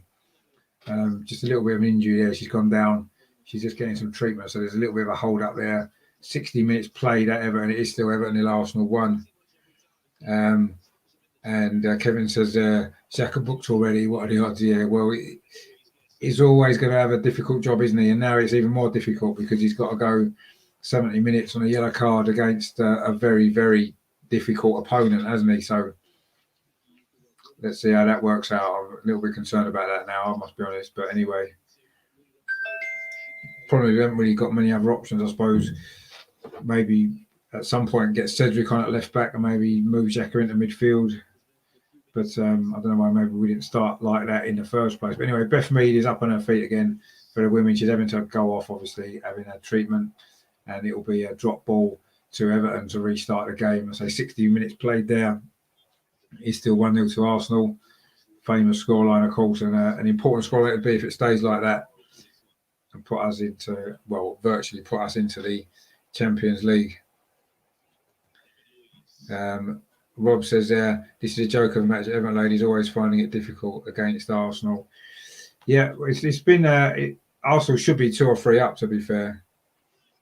But I haven't managed to take them chances. But I think one more goal will seal that victory, I think, for the Arsenal women. Shane says we have 9 red cards under our Xhaka to make it 10 today. Well, maybe. Let's hope not. But anyway, see what happens later on there. He's going to have to be careful, isn't he, for 70 minutes. Anyway, Everton coming forward against Arsenal here. Van der Donk wins the ball there, and she's run a free kick as well, just on the edge of the Arsenal penalty area. The second half's got a little bit flat for Arsenal women, actually, but we have had a couple of chances on the counter-attack. Beth Mead had one, she shot across the goal. Miedemar as well, fired wide. Maybe a little bit more clinical, and we'll get this job done. And there is still just under half an hour to play there. We're midway through the first half at St James's Park. Arsenal called for that early goal from Mohamed El Neni. His first ever Premier League goal. Good strike it was from the edge of the area as well, following good work from Bellerin. But as Kevin said, they've given the assist to Aubameyang for some unknown reason. But anyway, it wasn't like Aubameyang laid the ball off to him. Aubameyang tried to shoot, and I'm sure it hit a defender and rebounded back to El Neni. But anyway, it doesn't really matter who's got the assist. It is a goal from Mohamed El Neni, and we do lead 1-0. And as we do with the women as well, at Everton, a ball there from the Everton goalkeeper up towards the Arsenal half. Everton pick up the ball again. They haven't really posed too much of a threat, have they, going forward? Everton, they've been slightly better in the second half, but they've still only had that one effort at goal, actually, in the start of the second half. But other than that, it's been Arsenal with all the goal threat. But still only 1-0. And I say 1-0 leads quite often are not really the best, are they? So another shot from Aubameyang actually just went wide there for Arsenal. I put St James's Park. He looks as though he's lost a bit of weight following his illness, actually. But he's been in quite a good form in this game so far. He's looked lively. He's been dangerous. He's been a threat actually for Arsenal. Good to see again. He's probably his best opening 20 minutes for a while actually. Anyway, Arsenal women now trying to build a counter attack. Van der Donk got the ball deep inside her own half, goes back to Volti, plays it out to the near side to goal scorer Katie McCabe. And it's back now with Zinsberger, the Arsenal goalkeeper. Up at St James's, Arsenal still in possession in the final third of Newcastle, but Granit Xhaka's lost the ball and suddenly Newcastle got a chance for a counter attack. It's Longstaff on the ball. But he goes back to Fernandez and now to Matt Ritchie on his left-hand side. Matt Ritchie scored the winner last time Newcastle beat Arsenal, which was in 2018, a 2-1 victory that was. With Matt Ritchie, I say, getting that winning goal. He's playing in a more defensive position now, isn't he? Sort of wing back. But he still likes to get forward. And he's another player got a good delivery, isn't he, when he gets the opportunity. Matt Ritchie, real 100% player he is, isn't he? And he's had a great career in the Premier League, hasn't he? At Bournemouth early on in his career as well. Played for Portsmouth before that. I remember him from a loan spell he had at Dagenham and Redbridge back in 2008, I think it was. He had a brilliant season at Dagenham and Redbridge when he was a teenager, playing on the left wing. Scored a lot of goals. Dagenham just missed out on the playoffs from League Two that year, but did win the playoffs a year after, with Danny Green playing a big part on the right wing for Dagenham in that season. Paul Benson, of course, a lot of goals for Dagenham in the days, of course, when it got into League One. What great times they were for Dagenham and Redbridge, my hometown club. First ever football match I went to was at Dagenham and Redbridge, actually. There used to be a grass hill behind the goal. They've now got a new stand there, but back in the day, it used to be like a little grass hill. You used to sit on the hill and watch the game. It used to be great when I was very young. Never thought I'd ever see them play in League One. That was quite an experience, a great season in League One. They had until getting relegated on the last day of a defeat at Peterborough. But to take it to the last day was quite a remarkable achievement, actually. Brilliant stuff. That was, let's say, Matt Ritchie was at Dagenham briefly. So was Dwight Gale, actually, as well, another Newcastle player. He's on the bench today. He also played for Dagenham and Redbridge very early on in his career. Scored a few goals. St Maximin now coming forward for Newcastle, was looking to get this equaliser. He's just inside the penalty area on this near side. Here's Matt Ritchie now. He's certainly one of my all-time favourite Dagenham players, even though he was only on loan. But St Maximin now twisting and turning on the edge of the penalty, drills the ball in, but it's headed away by Hector Bellerin. Actually, it is going to be a throw to Newcastle over on that far side. It's a corner to the Arsenal women, meanwhile, at Everton at Wharton Hall Park. It's over on the far side. Katie McCabe's going to take it again. Can we get a second goal? 67th minute of the game it is. Into the near post, it's flicked on, but Everton can clear it away again, up to halfway. And Zinsberger is going to come out actually to get out. It's going to go for a throw in anyway to Arsenal. Newcastle now getting back into this game. It's another good cross actually towards the far post, looking for Callum Wilson. Doesn't quite reach him, and Arsenal can clear the ball away. Matt Ryan started to come and then change his mind. He realised he wasn't going to get it actually. Anyway, Arsenal now looking for a counter-attack themselves. But the ball there lacked a bit of pace there. Was it Ceballos? He needs to play a bit better today, doesn't he, following his disastrous performance in the week. Bellerin again, similar position to the goal. This cross is deflected. It does come back to Bellerin, though. Finds Willian. We've looked quite dangerous down that right-hand side. Now Odegaard, a little bit of space on the edge of the box. Is it Granit Xhaka with a left foot shot? Good save from Dubravka. Pushes it away. Granit Xhaka there. He's only scored one goal this season, as against Chelsea, a free kick, if you remember. This was a shot from about 25 yards with his left foot. It was going in that top corner. Good save from Dubravka. One of the best goalkeepers in the Premier League. I think the Newcastle goalkeeper is almost doubling our lead there. It's a good effort that from Xhaka. He did score, of course, in this fixture, didn't he, a couple of years ago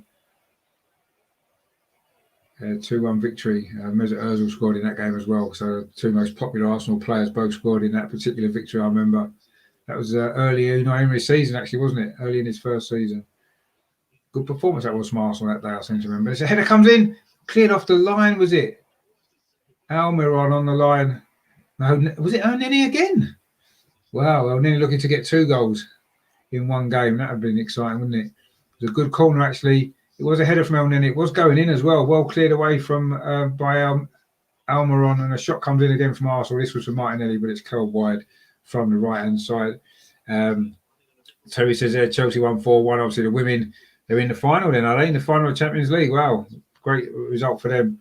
They're a great side, actually, aren't they? The Chelsea women, to be fair. They are a really good team. I think they've only lost 1 game all season in the WSL. It looks like they're in the Champions League final, so congratulations to them. Kim Little now coming forward for the Arsenal women, looking to get his second goal, which would seal this victory. It's Caitlin Ford keeping it on their side, but Arsenal coming forward at St James's Park as well. Cross comes into the box, and Newcastle managed to just about deal with it. Arsenal played well in this first half against Newcastle, actually, the first half an hour. Had 2 or 3 chances, maybe could have scored a couple more goals as well, but a bit similar to the women, actually, in the first half up at Everton, where they also had a good first half. But currently there's a player down. It's Danny Ceballos. Don't know what Mike Dean's doing. He's writing something in his book, probably booking somebody, is he? It's going to be Almiron, I think, with the yellow card for the foul on Ceballos. Oh, yeah, he did come through the back of him there. And if Xhaka's going to get booked for what he got booked for, you have to say that's definitely a yellow card as well. He did catch Ceballos, and he's been given a yellow card. So Arsenal now coming forward in the women. Beth Mead. This is good play again from Arsenal. Beth Mead is going to get a shot away on the edge of the penalty area. Maybe she could have shot then. Try to find Van der Donk instead. And in the end, she gives away a free kick. Maybe she should have had a shot in, Beth Mead. She cut in from that right-hand side. Maybe needed a nice little curl with her left foot. She opened up a little bit there. Kevin says didn't touch him. Didn't he? Okay, I've got it on a small little screen, so I can't really see too clearly, I've got to be honest. It looked like he maybe caught him from behind, but anyway. We did that the other day, didn't we, for that penalty, actually, with Saka.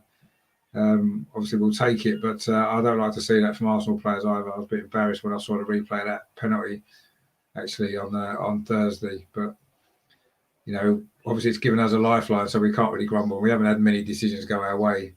But if he didn't touch the Ceballos then yeah, I agree with you. I don't want to see that at all. Danny Ceballos needs to do more for me anyway. And certainly acting and getting somebody booked is not what you want to see from Arsenal player, is it? I totally agree with you.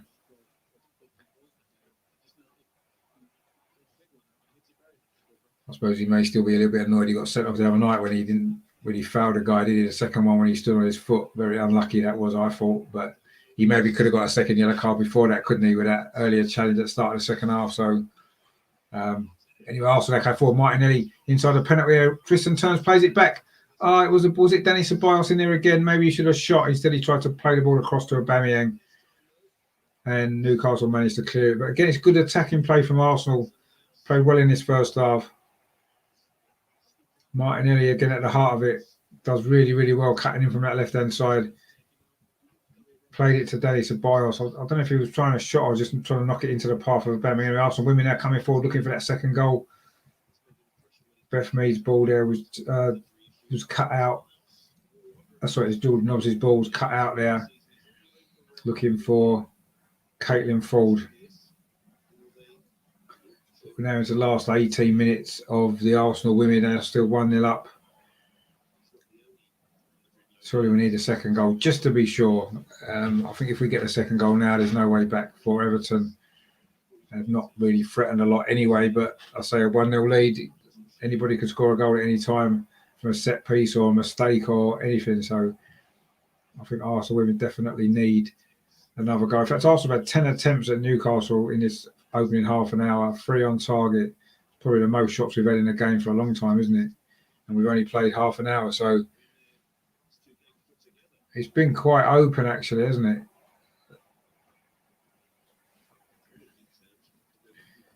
Kevin says there, remember Klinsmann doing it years ago, diving, everybody laughed and thought he would never catch on in the Premier League. Well, unfortunately, what's happened is Everton have scored, have they? I was just distracted by the comment, and Everton have ended Arsenal's long run without conceding a goal. Everton have equalised, 73 minutes gone. It's Everton women 1, Arsenal women 1, not what we needed at all. I have to see the goal again. I don't know if they're going to show a replay of it. This is the problem, watching two games at the same time and trying to keep up with comments as well. I did miss the goal, but it is Everton have scored. Not what we needed at all. Just bear in mind, though, it's not the end of the world. Arsenal would still finish fourth if we win our last game next season, as long as we next week. Sorry, as long as we don't end up losing this game. But that wasn't really what we needed at all. That long run without a goal conceded, 8 games, is over, and it is 1-1. Everton 1, Arsenal 1. There's just over 15 minutes to go. There's going to be a yellow card here as well for Arsenal in this game. Foul there. Is it Miedemar is going to get a yellow card? Maybe frustration a little bit there, getting the better of her, perhaps. And it's going to be a yellow card, a late challenge there on the Everton player. Meanwhile, up at St James's, Arsenal have a corner as Miedemar gets a yellow card. Nenny's back in the box again. Looks like he wants more goals there, doesn't he? He scored one and had a header cleared off the line already in this game. But it's a corner to Arsenal from the far side. Just goes to show how important a second goal is. It comes right across the goal. A good flicked header on actually the near post. And it's Wilson for Newcastle, actually. Callum Wilson doing his defensive duties there, clearing the ball away. Going to be another corner for Arsenal. Dangerous, isn't it? Everton are coming forward again, actually, in the Arsenal women's game over on that far side. They've got their tails up now, having equalised. Must be their first shot on target. That was a cross coming into the box, but Arsenal deal with it again. We have lost our way a little bit in the second half of this game, but now now it's Caitlin Ford driving forward for Arsenal over halfway. Plays it to Moritz on this near side. Now Beth Mead. Can Arsenal get this goal? Put us back in control of this Champions League finish. Kim Little there plays it square to McCabe. You know, the couple of chances that we've missed are going to come back to haunt us, are they? I say if this finishes in a draw, we'll still finish third if we win next week, regardless of what Man United do. It's a long ball into the box there from Beth Mead. Not a great cross, and the goalkeeper's come and got that. So, yeah, if it does finish in a draw, just remember that Arsenal will still finish third with a victory next week against Aston Villa in a game that I will be covering on this channel next Sunday, that is. I think it's 2 o'clock kickoff, but I'll have to double check that. But if we lose this game, again, even if we do lose, we would still finish third with a victory next week against Aston Villa. But assuming Man United can't overturn a nearly 30 goal difference, which I'm sure they won't in their last 2 games. But anyway, Kim Little now coming forward for Arsenal. Can we get this goal? But the ball is cut out again. Get a lot of players back behind the ball, making it difficult. But Arsenal again have won the ball back. Is there going to be one last effort in the last 13 and a half minutes for the Arsenal women to get a winning goal, which would virtually seal that Champions League spot and make next week's game a little bit more relaxed? Leah Williamson now chips the ball in towards the penalty area. It's cleared away by an Everton defence. Danielle van der Donk. Miedemar there, but she's given away a free kick again. Maybe the frustration getting the better of her slightly. It's just been booked, remember, as well, so you need to be a little bit careful. I don't think that was worthy of a booking, but even so, the Everton players maybe made a little bit more of that, perhaps. But anyway, up at St James's, Newcastle looking to get a counter attack going as they try and get an equaliser before half time. There's 8 minutes left in the first half, 7 minutes left, sorry, the first half. It is still Newcastle 0, Arsenal 1. That very, very early goal from Mohamed El Neni, actually a great strike from the edge of the box, his first Premier League goal for the club. Willian now attacking down this near side for Arsenal, does really well, whips the ball into the box towards the far post, goes all the way across to Danny Ceballos, plays it back to Granit Xhaka. Can he get a cross in? No, he plays it back to Ceballos. Back to Granit Xhaka. There's nothing going on in the women's game at the moment. Everton players down injured. It's 1-1 there. Not been a great second half really from the Arsenal women. Should have sealed that game off. Missing chances. You can't really afford to do it, as we said. Only takes a second to score a goal. Everton managed to equalise.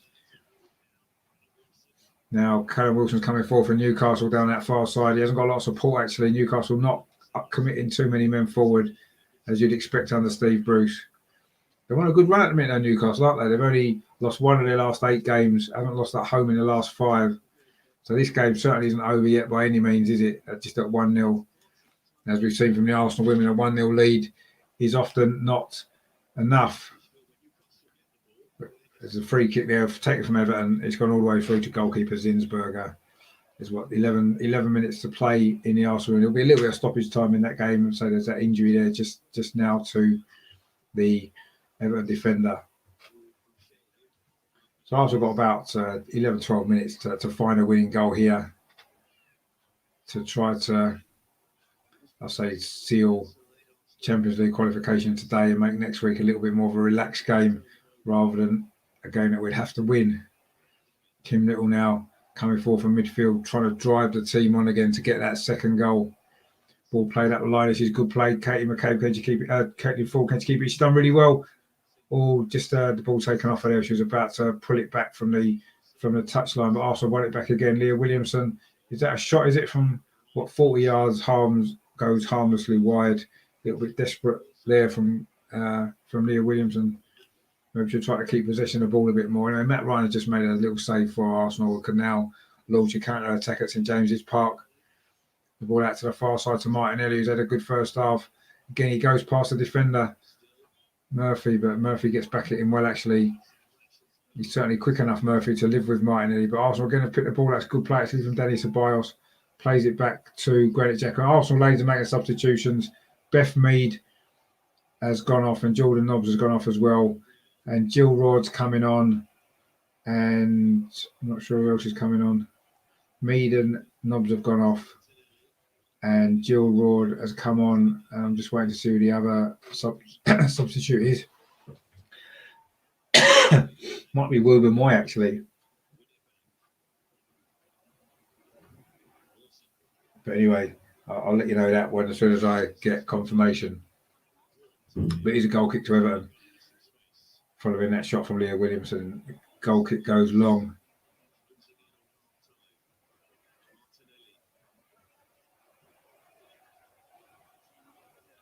It might be Patton that's come on, actually. I'm not sure yet. I haven't got confirmation of that. But anyway, there has been 2 substitutes for Arsenal. Jill Rod's definitely one who's come on. Of course, she's capable of getting a goal, isn't she, to try and win this game, which would be so important. But Everton currently coming forward themselves. Maybe they're trying to nick a win here. That would really put a cat amongst the pigeons in the Champions League, wouldn't it? Really put the pressure on for next week. And there's going to be a free kick to Arsenal up at Newcastle in a dangerous position, actually, about 10 yards outside the penalty area, foul by Almiron. But Everton now coming forward down this near side. Cross comes into the box and a shot comes in. Well, it's not really a shot. The ball got deflected off and Everton play and it's gone out for a goal kick. Just as it was looking at a dangerous position there for Everton. We're into the last 10 minutes. Almiron there tripped Erdegaard on the edge of the penalty area and he has maybe got away with not getting a yellow card, actually. He's actually really been booked, isn't he, Almiron? So he's maybe a bit fortunate to get a second yellow card, actually, there. I forgot he'd been booked. Anyway, it's a free kick to Arsenal, just about 5 yards outside the D of the penalty area. Erdegaard, David Luiz and Willian are all standing over it. Can also get a second goal with 2.5 minutes to play until half-time at St James's Park, and there's about 7 minutes to play in the Everton game till full-time. It's 1-1 there. It is 1-0 to Arsenal at St James's Park. Of course, Willian hasn't scored a goal yet for Arsenal, has he? But El Neni got his first Premier League goal for the club today. Can Willian follow suit with his free kick? It's going to be him or Erdegaard with this free kick. I say it's about 5 yards outside. It's Erdegaard. It goes into the wall, comes back to Erdegaard. He plays it to Danny Ceballos inside the penalty area, clips it into the box, but the cross is deflected by a Newcastle defender. And they managed to get the ball clear. Maybe it should have been Willian with that one. That wasn't a great free kick. Please update the scoreline there from Ukefi. It's 1-1. Everton women 1, Arsenal women 1 on the screen, as you can see. And in the men's game, it's Arsenal winning 1-0. So yeah, it's 1-1 still with the Arsenal women. Disappointing second half it's been, actually. Missed a couple of chances early on, and Everton have made us pay with that goal with about 15 minutes to play, and Arsenal haven't really got going since. It's been Everton have had a lot more attacking play since the goal, and they've thrown the ball into the box again there, and Arsenal haven't really cleared it. It's been a bit sloppy this from Arsenal in the latter stages of this game. I don't know if it's tiredness. Actually played a lot of games recently. Everton coming forward again. It's on the edge of the penalty. A little bit of space. Is going to be a shot comes in. It does. Just over the top, actually, there. Everton nearly taking the lead. That was a little bit too much space there. She was given on the edge of the box there, number 8 for Everton. Tried to curl a shot into the top corner, but it went too high and over the bar. Everton are now making a substitution of their own. And they're going to make their substitution now. There's 6 minutes to go, plus stoppage time for Arsenal to try and get this goal. A draw isn't a disaster. We still finish third next week, regardless of how Man United get on in their 2 games, because we would be 4 points ahead of them now. It's the Arsenal women. It's 1-1. It's definitely 1-1 in the Arsenal women. The 1-0 is the Arsenal Newcastle game, but the Arsenal women, it is 1-1. It's definitely 1-1 with 5.5 minutes to play. And Everton looking a lot more dangerous. Yeah, so just to say, if it does finish 1-1 here, then of course what it means is Arsenal would be 4 points ahead of Manchester United, who are playing currently against Bristol City. Obviously, then if Man United do win that game, Arsenal will go into the final week of the season 1 point ahead of Manchester United. So a win would still see us qualify in third place. But let's try and win this game, and mean we can relax a bit more next week. But it is 1-1. It's definitely 1-1 the Arsenal women still, with 5 minutes to go. Plus a little bit of stoppage time there will be as well. Can Arsenal get a late goal here to win this game? Jill Ward there plays the ball out, but didn't have enough pace on it to find McCabe on that far side. Now Everton can come forward again. This hasn't been a great second half from Arsenal. It certainly looks as though they've run out of legs a little bit. Now, it's been a busy schedule for them over the last couple of weeks, and maybe it's catching up a little bit. Anyway, Jill Ward now is coming forward. She's got a little bit of space for Arsenal. Can we get this winning goal? She's got Van der Donk inside. She's going to go herself, is she? Feds the ball through to Miedemar. Shot on the turn. It gets deflected, but Arsenal still got possession here. Down the near side this time, it's with Caitlin Ford trying to get cleared to get across in. She's cut across well. It's a nice ball inside to Van der Donk. Van der Donk plays it back to Caitlin Ford, and the ball's cleared away by Everton. Arsenal, this is better from Arsenal now. Leah Williamson, Arsenal putting a bit of pressure on here in these final few minutes to try to get this goal that will be so important. Leah Williamson drills it into the box, but it wasn't a great cross actually, and Everton defence can easily clear it away. It's now Arsenal picked up possession again. Jill Ward there plays it out to this near side to Moritz, plays it back to Leah Williamson. It's a square ball to Volti.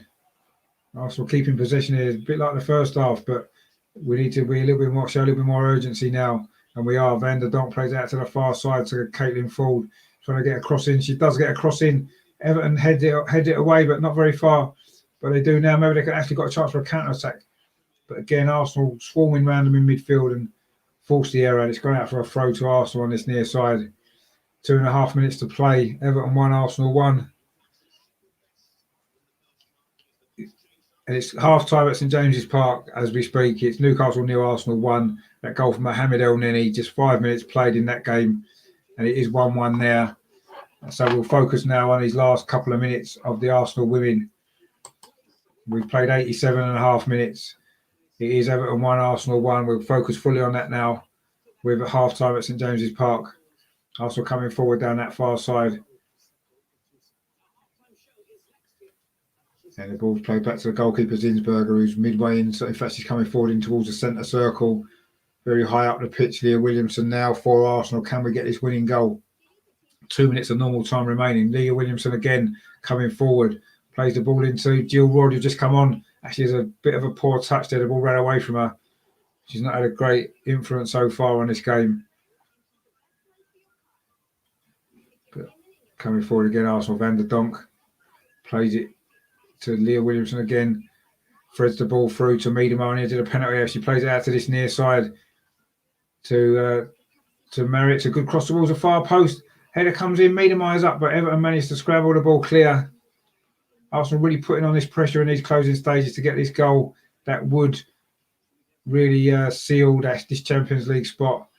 Arsenal take the throw quickly to Caitlin Ford, battling hard down that far side, and it's going to be a throw to Arsenal just inside from the corner flag. We're coming up to the last minute of the 90. There will be a couple of minutes of stoppage time, I would imagine. Is it enough time for Arsenal to get this goal? So a draw is not a disaster, but when you're 1-0 up and in control of the game, you really should be winning. And Arsenal have maybe got a little bit sloppy in the second half, but they're showing a little bit more desire now. Miedema threads the ball through to Kim Little. She couldn't quite get it under control. Plays it across the box. Arsenal still looking to get this goal. Miedema does really well, looking to thread the ball through, but again, Everton get it clear. Terry's in the chat there, says Man United are 0-0 at half-time against Bristol City. I still think they'll win. I've got to be honest, I do think they will.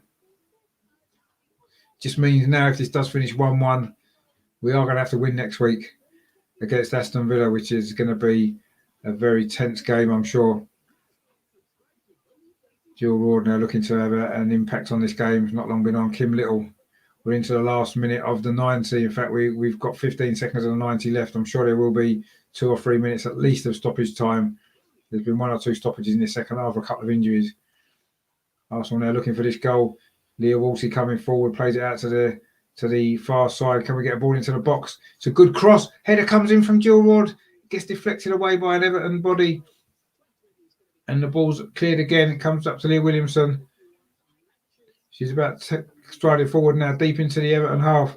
Plays the ball into Jill Ward, who tries to twist and turn away from a player. She does well. She's held back now. It's a free kick to Arsenal, about 10 yards outside the penalty area. We're into stoppage time now. I'm not sure how much stoppage time is going to be. Can Arsenal get this winning goal to seal the Champions League spot and give us all a nice, comfortable afternoon next Sunday? There's a booking actually for the Everton player for that cynical foul there on Jill Ward. She just pulled her back when she just turned and got clear of her. But it's going to be a free kick. Katie McCabe standing over this. Is it a bit far out for a shot? It's probably, 30 yards out. Quite central, actually. Very central. But is it going to be a shot from Katie McCabe? Certainly lined up as though it is going to be a shot, actually. It's going to have to be a good strike to score from there. But what a way to win the game it would be in stoppage time for Katie McCabe, because we did score Arsenal's goal. It seems like a long time ago now, after 21 minutes of this game. But it is going to be a free kick now from Katie McCabe. Is she going to try a shot? No, it's played through into the box. The shot comes in. Oh, it comes straight to the goalkeeper. I think it was Kim Little there. Clever little free kick routine that was. She went to look as she was going to shoot. Instead, she played the ball into the Everton penalty area to Kim Little. And she didn't really get hold of the shot, and it went straight at the goalkeeper, who managed to hold on. Is that going to be the last chance Arsenal get to win this game? But we'll see what happens here. Let's have a look. But Everton now picking the ball up. Kevin says there, fans have invaded Old Trafford pitch. Have they? How did they get in? Wow. That's interesting, isn't it? I wonder if they got into the stadium. But anyway, we'll deal with that in a minute at the end of this game. Everton are now coming forward, actually. Are they going to try and nick it in the last minute? That would not be deserved. Anyway, also pick the ball up again. Jill Ward. Are we going to get a chance now? This is a good play, actually. Miedema plays it out to the far side to McCabe. Oh, McCabe's gone down in the air. Is that a penalty? It is. Arsenal have got a penalty in stoppage time. It was a foul there on Katie McCabe. Miedema played the ball through. Katie McCabe was caught by the Everton defender. Of course, there's no VAR. So this is definitely going to be a penalty. I don't think there's much doubt about it anyway. She just got the wrong side of the defender, Katie McCabe, and as she was about to either shoot or drill the ball across the goal, the Everton defender came across, and Arsenal have got a chance to win this in the 93rd minute. Wow. what drama there is here at Everton.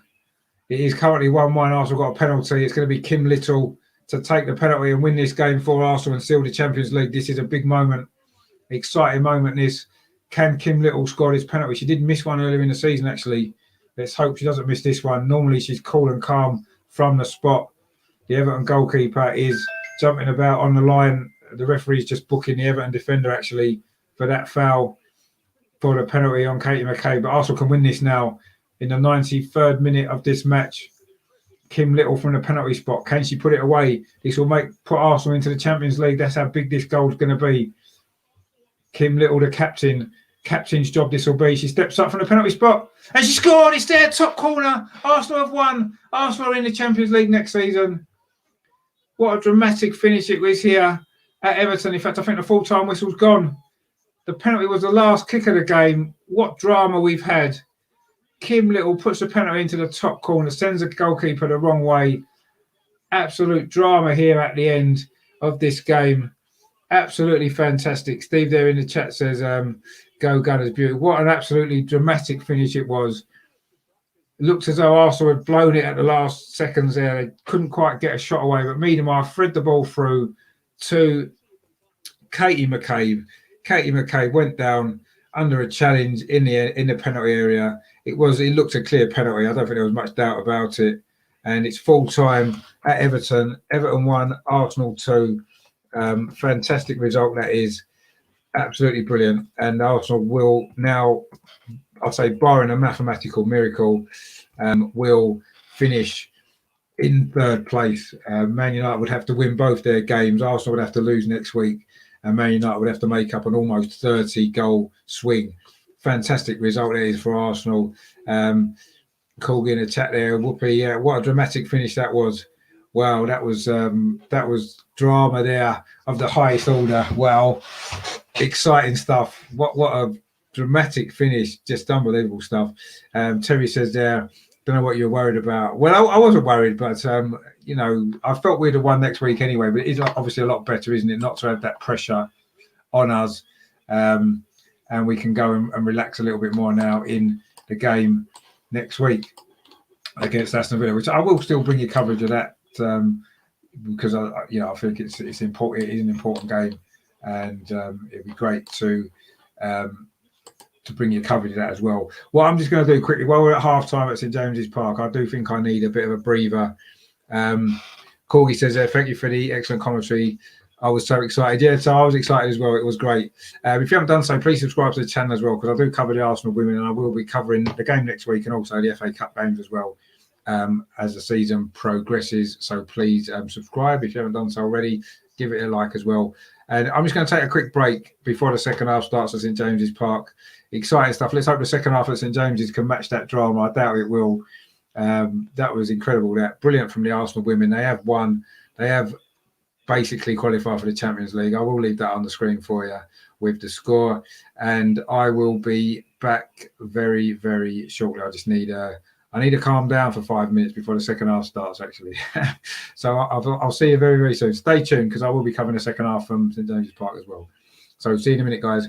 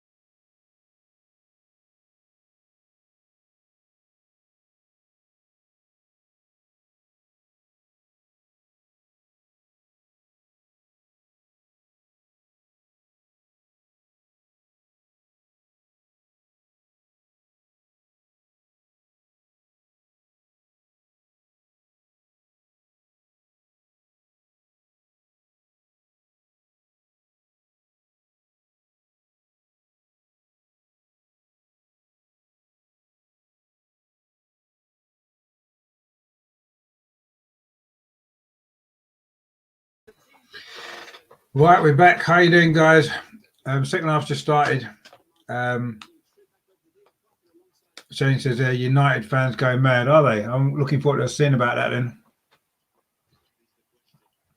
I don't know how they've got into the ground. Anyway, I've recovered from the drama of the Arsenal women. Dramatic finish that was. Absolutely brilliant. And now we're going to have the second half of this Newcastle game. It is 1-0 to Arsenal. That early goal from Mohamed El-Neni.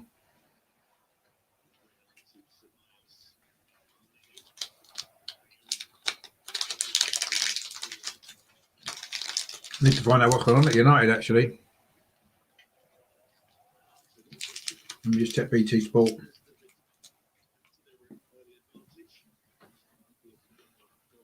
How on earth did I get him?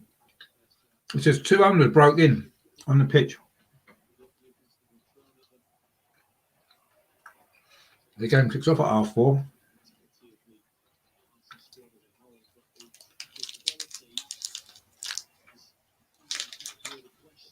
Wow. All I would say is,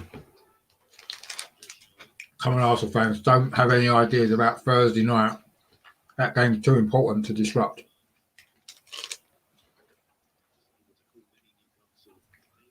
You know, we can't. Don't even think of doing anything like that.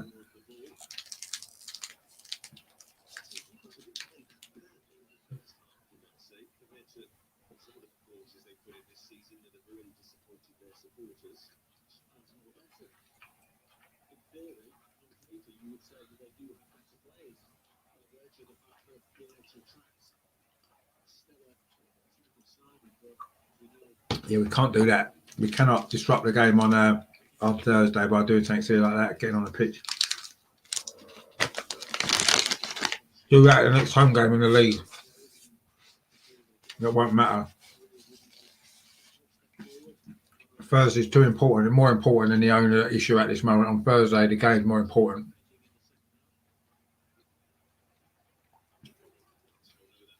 Everyone has streaming problems and we lost you. Oh, okay, sorry about that. I don't know what's going on. I did nip out for a cuppa anyway. But, just to calm down after that women's game, which was really exciting finish, wasn't it? Absolutely brilliant. I enjoyed that. Let's hope the second half at St James's is just as good.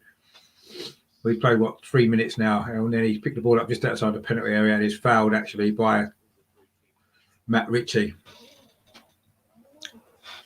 Can Arsenal get the second goal and seal this victory here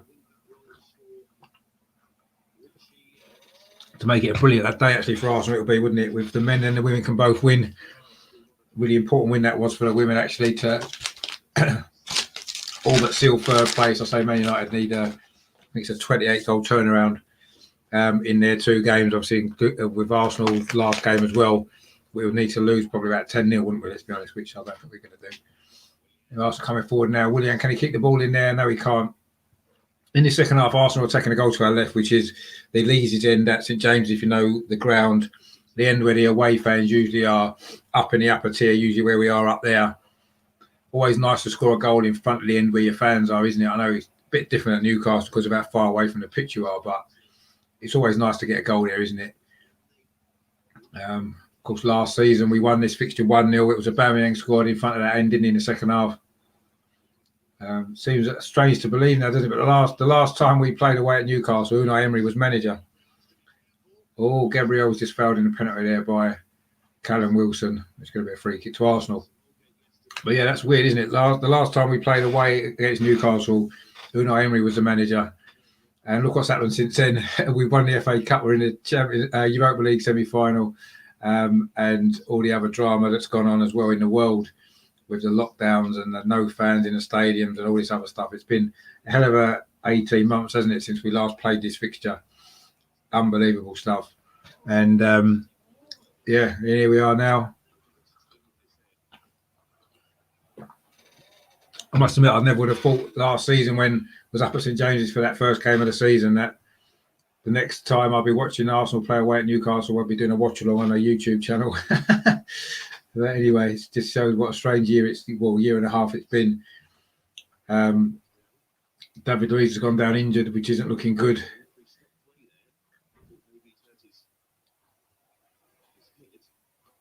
Is it a groin injury? It looks like. I don't know if that was the injury he had before. This is his first game back, let's remember. Oh, it was as he kicked the ball. It was like, is it his hamstring maybe gone? That's not good news, is it? Which is the problem of these games coming in between the European games. You know, you wanted David Luiz. I wanted him fit for Thursday. But this isn't looking good, is it? I don't think he's going to be able to continue. And I would say he's going to be definitely out of Thursday and possibly out for the rest of the season. In fact, he hasn't been offered that new contract yet. This could be his last game at Arsenal, which would be a shame. Callum Chambers is going to come on, maybe play centre-back, actually, by the look of it. When was the last time Callum Chambers played centre-back? Does anybody know? He's been playing right-back all this season, hasn't he? But David Luiz is done for this game, and I fear he's going to be done for the season, actually. That is not looking good. He's going off, and it looks like a hamstring injury. You can see the disappointment in his face. He knows his season is probably over. And Aubameyang is just having a little chat to him as he hobbles off the pitch. But yeah, it's hamstring. I don't know if that was what his issue was before, but that's very bad news, not only for David Luiz, but also for Arsenal. The players are very disappointed for him as well. You can see Mohamed El-Neni, Granit Xhaka there. And it's a sad moment. I say this could be David Luiz limping out of Arsenal for the last time. Martinelli, of course, his Brazilian mate there, also consoling him. It is going to be Callum Chambers to come on. It's a sad moment, this for David Luiz, and I think for us as well. I think he would have been really important for us on Thursday in that second leg. His leadership at the back, and unfortunately, it looks like he's going to be out for Thursday. I say possibly for the rest of the season as well, and could be is that his last game for Arsenal, his last appearance. That would be, I say that'd be a shame for me. But anyway, let's hope he makes a speedy recovery. He can play again this season, and he gets offered another year at the club. We did talk about that earlier on in the chat, didn't we? I'd like him to stay. I think he's an important player for us, and he might help, young William Saliba next season as well. But Newcastle put a dangerous ball into the box there. Matt Ritchie from that left-hand side. But Callum Chambers' first involvement there is to deflect that over for a corner. So I can't remember the last time he played centre-back, actually, Callum Chambers. What I always consider to be his natural position. Terry says he's just Kroenke has set at least a 1.7 billion price tag on selling Arsenal. I think that's an old story, Terry. I'm sure it was a couple of years ago. That's what he had said. I think an offer came in, and that was what he'd set the price at. I don't know if that's a new story, actually. Maybe it is. But anyway, we'll see what happens with that. I know a lot of it's been going about, hasn't it, since yesterday. I think a story in the Daily Mail. But I think that was 2 years ago when an offer had come in. Maybe didn't come out at that time. But maybe that might give Daniel Ek a little bit of encouragement.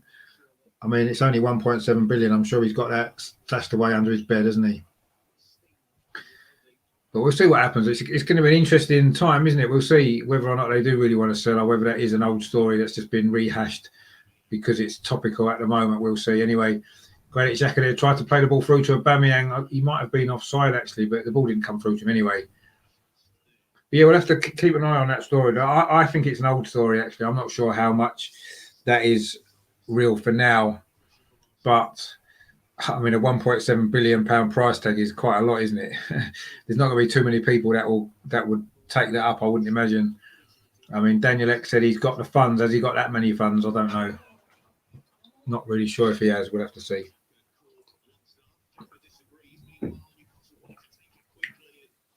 But anyway, Newcastle looked at a quick free kick there with Sean Longstaff, but he took it too quickly and the ball's been called back just as St Maximin was about to run into about 40 yards of empty space behind. In fact, it was Granit Xhaka that gave away the free kick. Been booked already, of course. He was maybe fortunate there. He lifted his elbow up, actually, on Longstaff. he's with Mike Dean as referee, you certainly can't take too many risks, can you, with stuff like that when you want a yellow card? But anyway, he hasn't got a second yellow card. 10 minutes played in this second half. It is still a Newcastle 0, Arsenal 1. That very, very early goal from Mohamed El Neni, actually, a good strike from the edge of the box, his first Premier League goal for the club. And Newcastle now looking to come forward. They're unbeaten in the last 5 games at home, so I'm still expecting something more from them in this second half. They haven't really threatened a goal as yet, but they're coming forward now with the dangerous St. Maximin. Pulls the ball back towards the penalty spot. El Neni does well, but it only comes out to Jacob Murphy. Was that a shot or a cross? Gabriel blocked it anyway, and Arsenal can now come forward themselves with Gabriel Martinelli. Let's hope David Luiz's injury isn't as bad as it looked. But he's certainly not going to play Thursday, is he? And I personally that's a big loss. Because Rob Holding, for me, he loses concentration far too often. And, I think we need to keep a clean sheet really Thursday, don't we? Because I can't see us scoring lots of goals against them. But anyway, we'll see what happens. Let's get this game out of the way first. Bellerin now, then that right-hand side finds Willian.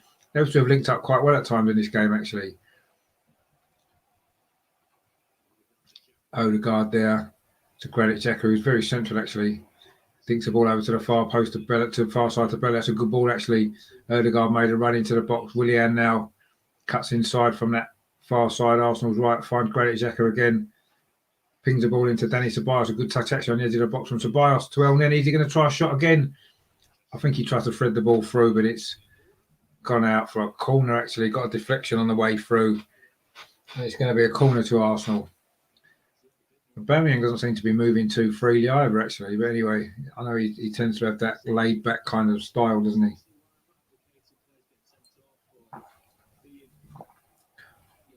But it is a corner to Arsenal, going to be taken down on that far side, on this near side.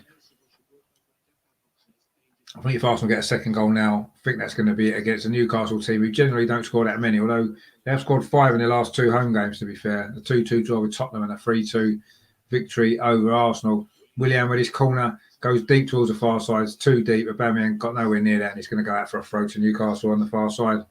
Not the greatest corner that from Willian, unfortunately. And it has gone out for a throw to Arsenal.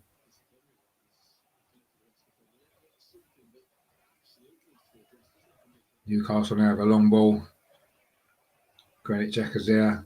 Matt Ryan actually came right out of his penalty area there. Maybe confused Xhaka a little bit, but Arsenal managed to deal with that. Let's see what happens in the rest of this second half. It's been a bit of a bitty second half. From what I saw in the first half, I was slightly distracted by the women's game, I'll be honest. Arsenal looked as though they played pretty well in that first half, had a few chances to get a second goal. The second half looks like it's a little bit more even. And there's not been that many chances at either end as yet.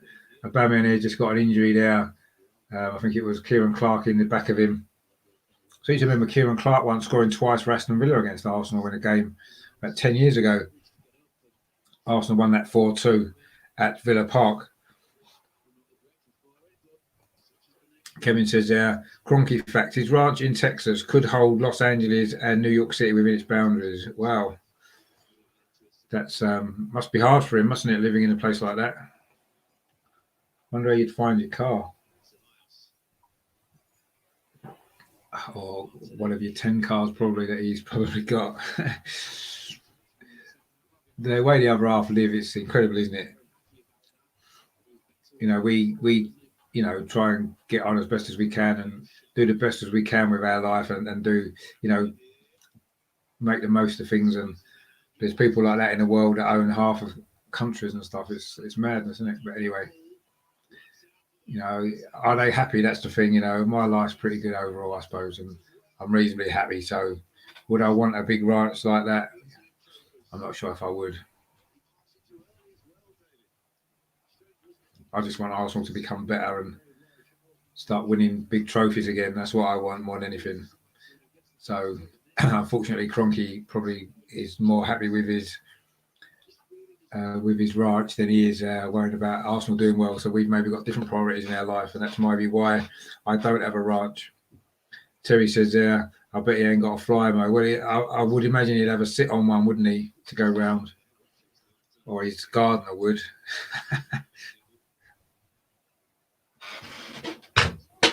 What a life. What a life, eh? What a life he's got.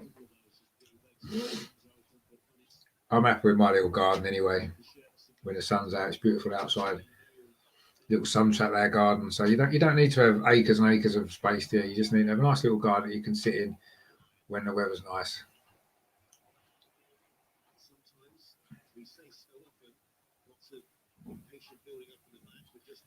But Arsenal now coming forward down the right hand side. Strange ball from Tobias back to El Nini.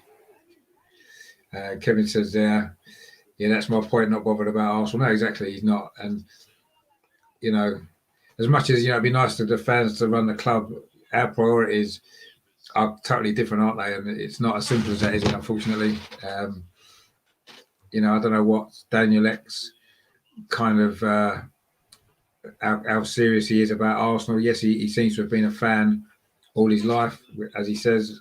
So that's a positive, but it's not always that simple, is it? I'm still a little bit concerned about all of that stuff, if I'm totally honest. I'm not convinced by any of it, really. But anyway, we'll see what happens.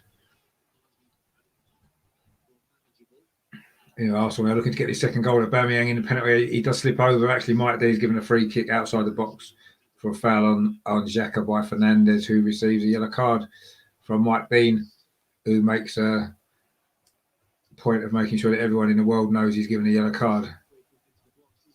It was a foul, actually, by Fernandes on Granit Xhaka just outside the penalty area.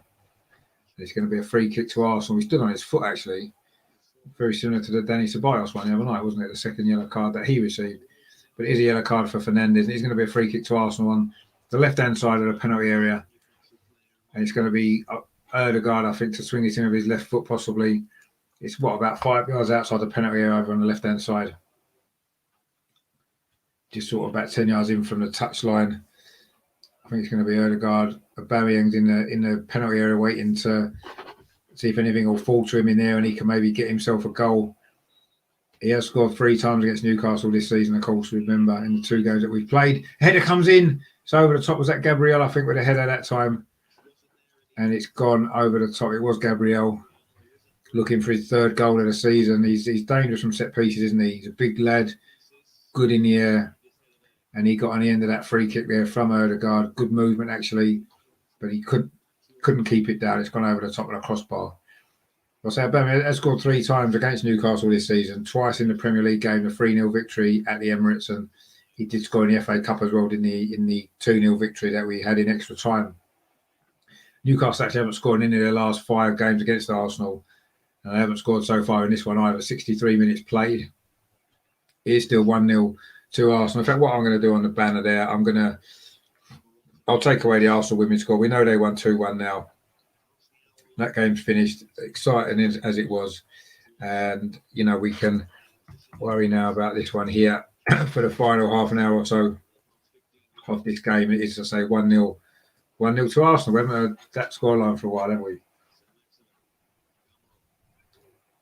But Newcastle are still in this game, of course, as we saw with the Arsenal women. A 1-0 lead away from home isn't always a good lead, is it? In a sense, it can easily be overturned. Every team in the Premier League is capable of getting a goal, aren't they? Let's be honest, we know that. And I say Newcastle have been in decent form lately. Certainly in at home, 5 goals in their last 2 games they've scored. And I'm trying to get my camera sorted out. It's kind of a bit funny. That's a little bit better. But it is, I say, Arsenal had all of the chances in this game. 15 attempts, it just came up there to Newcastle's 3, but not many on target from Arsenal. I think it was 4 on target out of 15 shots, which isn't really that great, is it, when you look at it? Again, not being very efficient in front of goal is probably where we are, unfortunately, at the moment. But Newcastle now coming forward, looking for this equaliser. They've got players who can cause us problems and score goals, haven't they? So we need to be concentrated. So Maximan now, of course, he's one of those players, isn't he? Shows good feet on the edge of the penalty, but he's going sideways. Plays the ball out to the far side to Matt Ritchie. He's generally got a good delivery. Matt Ryan does really well, actually. Plucks it out of the air. And it remains 1-0.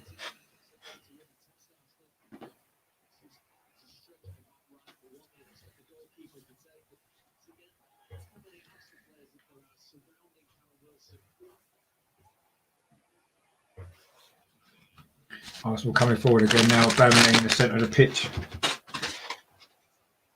Plays it to Hector Bellerin, because he had a big hand in that opening goal, didn't he? Ball comes over to this near side to Gabriel Martinelli. Plays it inside to Granit Xhaka. This is good play from Arsenal, actually. Aubameyang through the centre of the pitch there. He was held up. Was he fouled? No. Ødegaard there. Plays it to Martinelli. It's a great ball across the box. Aubameyang comes in. It is 2-0. Aubameyang has scored against Newcastle again. Got the winner last season. Got 3 this season already. And he's got another one there. Couldn't really miss. Great play from Martinelli. Ødegaard found him out on that left-hand side. Played the ball across the box. Good movement from Aubameyang, actually. Good to see that smile on his face again. It's been lacking, hasn't it, this season? It was great play, actually, from Arsenal. Good patient build-up. Nice interchange of passing. Aubameyang originally on the edge of the box was trying to get a shot in, but he was held up. The ball came to Ødegaard. He played it out to Martinelli. Good movement from Aubameyang between the 2 central defenders. Came in at the far post and turned it home from about 5 yards. Couldn't really miss. An open goal.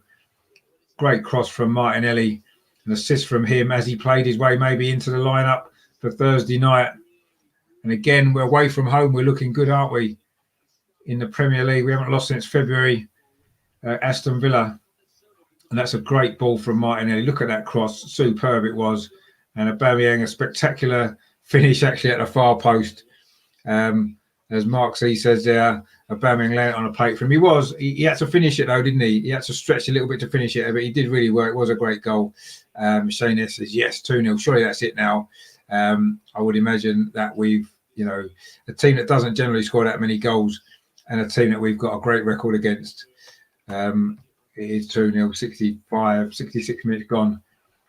The time of that second goal, 2-0. And it's looking like a good day for Arsenal around here, isn't it? Say again, another good away performance in the Premier League. If only we could have played like this at home, we would definitely have been challenging for the top 4, wouldn't we? But unfortunately, we haven't been able to. And that is the situation that we're in, I suppose. But another good away win. Well, it's looking like a good away win. Let's not get carried away yet. There's still 23 minutes to go. But that was a good goal, well-worked goal, a good move, actually. It's the sort of football that you want to see Arsenal playing a lot more often, and we haven't managed to do it enough, have we? Unfortunately, this season, it's been a bit frustrating, hasn't it? Especially at home. But anyway, away from home, we are looking a lot better, and this has been a decent performance from Arsenal. Willian went across this time. Is it going to be free? A header comes in just wide of the post. I think that was Callum Chambers actually up for that one. Not long been on, has he? Callum Chambers, but he got on the end of that really well. Got a header on it, but he flicked it just wide. And we are just over 20 minutes away from another away victory. And let's hope that it's a prelude for Thursday night. And that we get a similar scoreline there would be good, wouldn't it? But the difference has been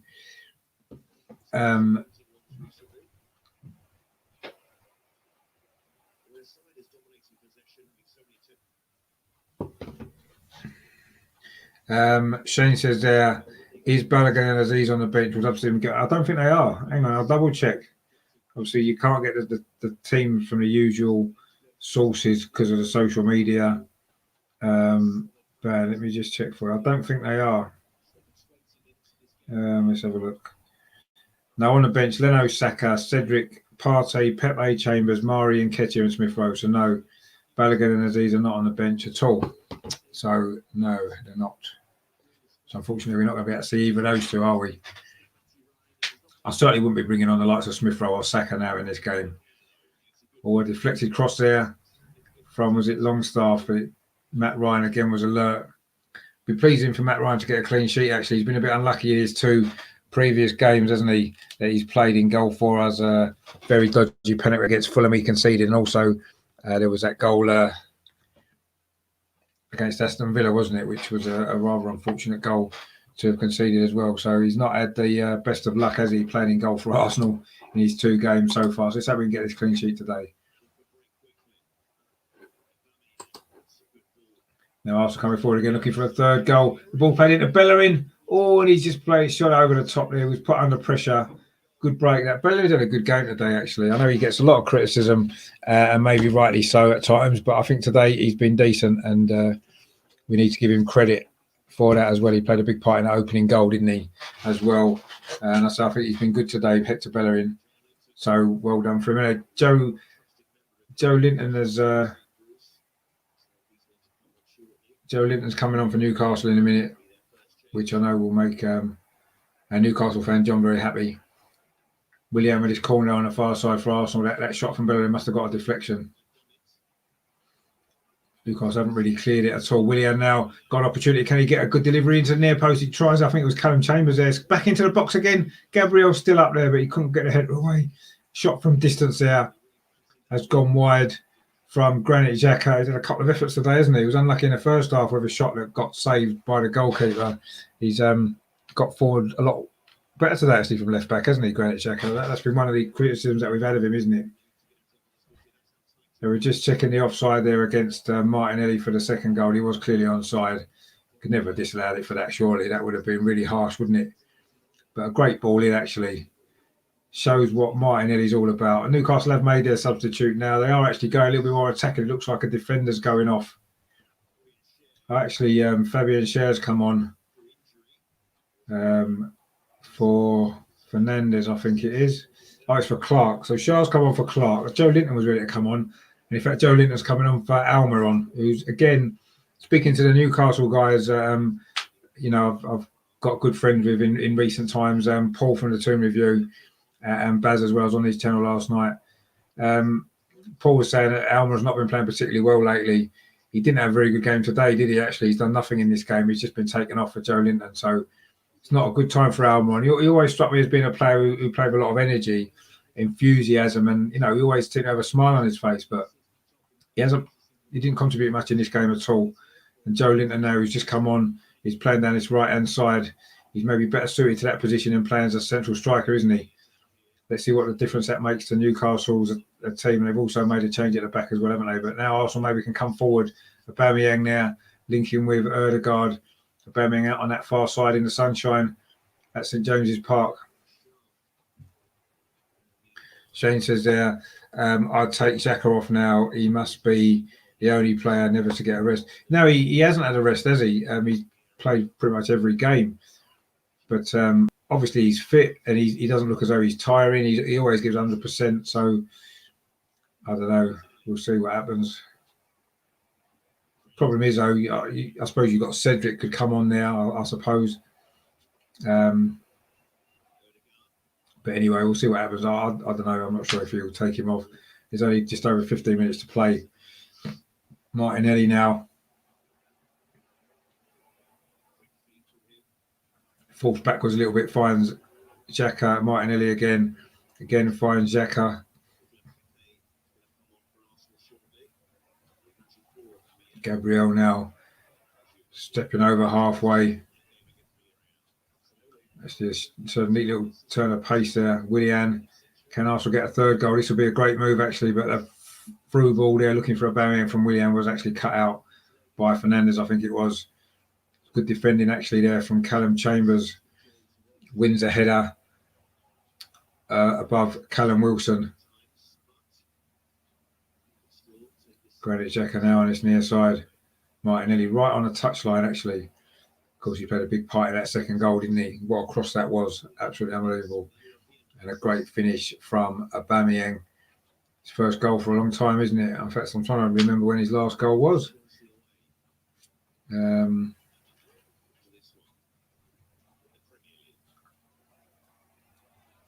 to think, actually, when his last goal was, Aubameyang. I don't know if you guys in the chat might know. Be a while ago, won't it? Definitely be a while ago. Probably, was it in March? Arsenal actually giving the ball away in midfield, but Granit Xhaka there steps in, does well, looking for Aubameyang, who's looked lively today. I was saying it in the first half. His movement was good. and he's got himself a goal. He looks a little bit more like his old self, actually, doesn't he, today, Aubameyang?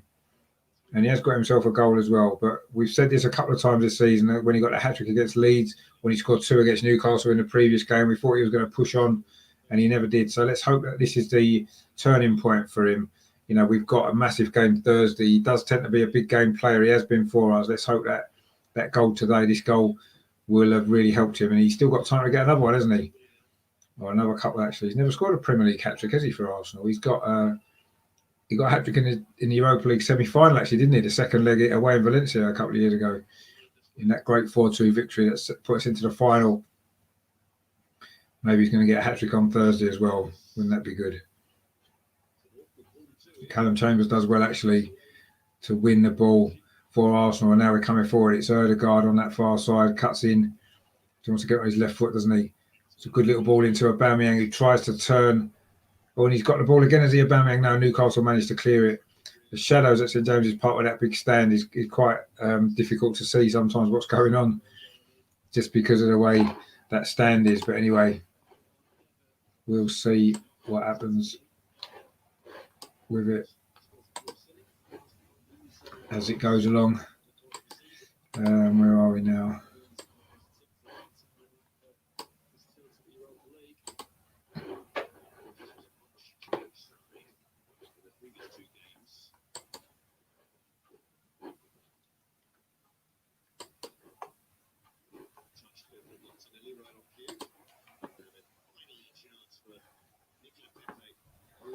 Pepe's going to come on now for Arsenal, actually. It's our second change following David Luiz obviously having to go off. Is it Aubameyang going off? 76 minutes. Probably a sensible decision. He hasn't played, has he, for a long time. Apparently he hasn't trained that much either, has he, recently? But he had a good game today, Aubameyang. That was much better. He got a great goal as well. And it's going to be Nicolas Pepe to come on. So again, we're kind of playing with a false nine. Or is Martinelli going to actually move across? Oh, Martinelli will move into the centre, won't he? And I think Pepe will probably play down the left with Willian on the right. That will probably be how we'll set up for these final 12, 30 minutes or so. That seems to be how we have set up. But yeah, it was much better from Aubameyang today. Really, really impressed with the way he played today. His application to the game was good. His movement was good. He looks a threat. Could have scored a couple in the first half, couldn't he? And then he did get his goal there in the second half. Well taken goal it was as well. And that will do him a world of good as well, won't it, ahead of Thursday. And he looks ready, doesn't he? And that's good to see. Really good to see. Dani Ceballos now for Arsenal in the centre of the pitch. Martinelli, who's dropped quite deep there to get the ball. I'm assuming he's now going to be playing through the centre a little bit more in the position that Aubameyang was playing before. And then he moves the ball out to Bellerin. He's got Willian outside him where he finds Ceballos in the middle. Nice turn from Ødegaard, sorry. Bellerin now. Again, he's got Willian outside him. It's comfortable possession is from Arsenal. We've played okay, actually, haven't we, in this game? We've played pretty well, actually. Again, away from home, we're looking a lot more comfortable. But, of course, Thursday night is at the Emirates, isn't it, where we have really, really struggled. We haven't won in 5 games at home. We need some spark on Thursday, don't we, if we're going to win that game and turn that 2-1 defeat around. But encouraging signs today, certainly in the performance. We've created a lot of chances. We've scored 2 good goals as well, 1 in each half. And there's still time to maybe get more. Willian now in a central position, plays it out to the far side to Ødegaard. He's got Bellerin outside him and he finds Bellerin. Martinelli's in the box. Pepe's on the far side as well. Ødegaard tried to thread the ball through to Martinelli. A good movement from Martinelli there, but the defender read it for Newcastle and they've managed to clear the ball away up to St. Maximum. He's maybe not had as much influence on this game, impact, as we maybe thought he might, thankfully, from our point of view. He's had a few moments, but he's certainly not caused us the sort of problems that we anticipated that he would. And Callum Wilson as well, maybe back his first game. Is he really 100% fit? Again, he's been a little bit off it today, hasn't he, for Newcastle, Callum Wilson? Not really been posed much of a threat. We've defended pretty well, let's be fair. Anyway, Murphy now down his near side. Pulls the ball back to the edge of the box.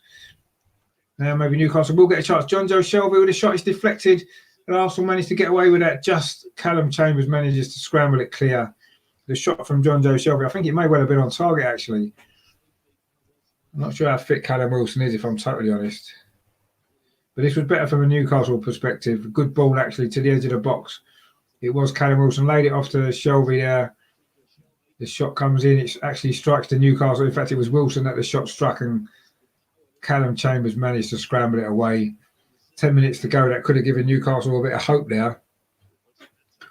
It was well struck from Shelby, and it actually struck Callum Wilson. I'm not sure if it was going in, but in actual fact, he was offside, and it's been given a free kick to Arsenal in line with a penalty spot inside the penalty area. So it wouldn't have counted anyway, actually, if it had gone in.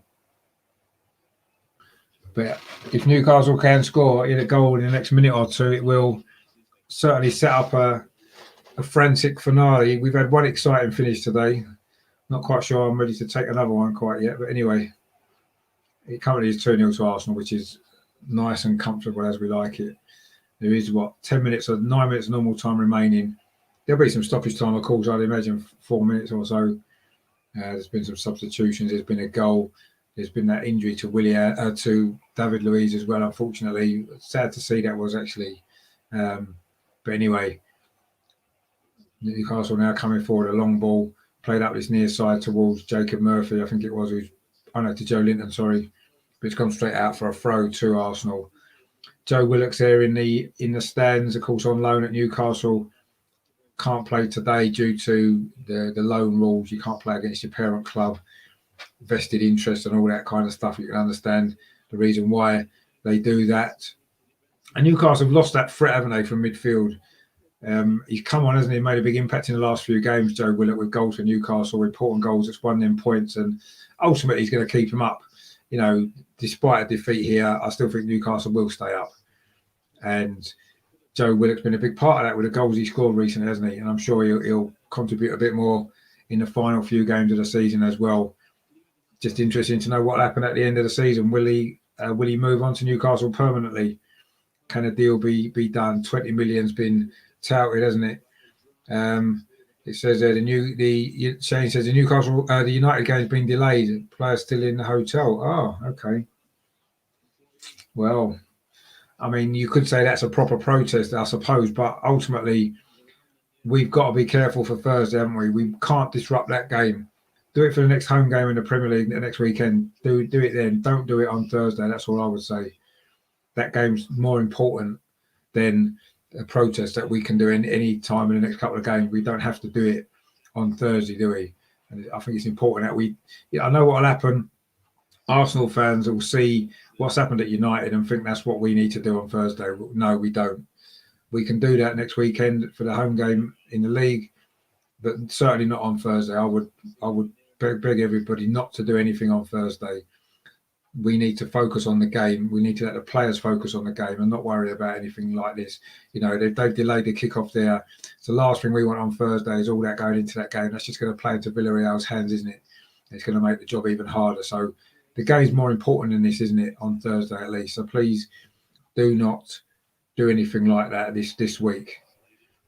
Certainly not on for Thursday night anyway. After that, brilliant. Let's get the protest done, but not on Thursday. So Newcastle now coming in possession. St. Maximum, he's going to try a shot from distance. Wow, that's gone into the upper tier of the Gallagher end, which takes some doing, to be fair. Certainly it didn't even get a deflection. And St. Maximum, who I say not maybe at his greatest game as he today. We were worried about him, wasn't we, facing Granit Xhaka, and it hasn't quite worked. Anyway, it's going to be a substitution now. Kieran Clark, he's going off this time, and it's going to be Dwight Gale. Of course, I mentioned him before, a former Dagenham player. Back in the day, he's got a decent goal scoring record in the lower leagues, hasn't he? And Dwight Gale is just coming on for Kieran Clark. Newcastle maybe taking a few more risks in this closing stages. Steve Bruce doesn't like to get too many attacking players on too early in a game, does he? But looks like Thomas Partey's coming on for Arsenal as well for these final 6 or 7 minutes. Is it Danny Ceballos coming off, or will it be Granit Xhaka possibly? No, it's Martin Odegaard. Again, that's probably sensible, actually, to be fair. He's just come back from injury. He started, of course, midweek, his first game for a while. He started today. He's got minutes in his legs. Thomas Partey now for the last 6 minutes. Was he the right player to have brought on? Again, ahead of that big game, I'm not sure. But anyway, let's hope he gets through this without any injury issues. And it won't have been a bad day in the end, will it? Just that injury to David Luiz, unfortunately, is the big downside to the game today, isn't it, really? But, I mean, at the end of the day, players can get injured, can't they? You can't rest everybody all the time. Otherwise, no one would ever play, would they? And some players need minutes. And David Luiz hadn't played, and he probably needed the minutes today. So it was a right decision to play him. It's just unfortunate. You know, these things can happen, can't they? Injuries like that, a muscle injury. Anyway, Pepe now is looking to have an impact on this game. First time he's really got clear down his left-hand side. He's in the penalty area, going to the byline. Well defended, actually, from Newcastle. Strong defending, actually, to stop him from getting a cross in. And Newcastle can now clear the ball away. But that's the first real impact Pepe's had since he came on, 5-10 minutes ago. And the ball's now currently back with Matt Ryan. I'm sure he'd love his first clean sheet for Arsenal. Boyhood Arsenal fan as well. And he's looked solid, hasn't he? Not only today, but in his previous games as well. It'd be great for him to get that clean sheet. He hasn't quite managed it yet, has he, in his previous 2 games? And this will be the first win as well, his first win bonus from being in the team as well. So fantastic that will be. Mind you, there's still 5.5 minutes plus stoppage time to go. Let's hope there isn't some dramatic late comeback from Newcastle. But Arsenal have played well in this game, I've got to be honest. I think it's been a good performance all round. We've looked solid and strong at the back. We've created chances and we've scored 2 good goals as well. And away from home, that's almost like your perfect away day, isn't it? So it would have been nice to have been in the stadium today. And Terry puts there in the chat, answering my question from earlier. Aubameyang's last goal was against Burnley on the 6th of March. Yeah, no, that's probably right, isn't it? Yeah. That was, it probably was.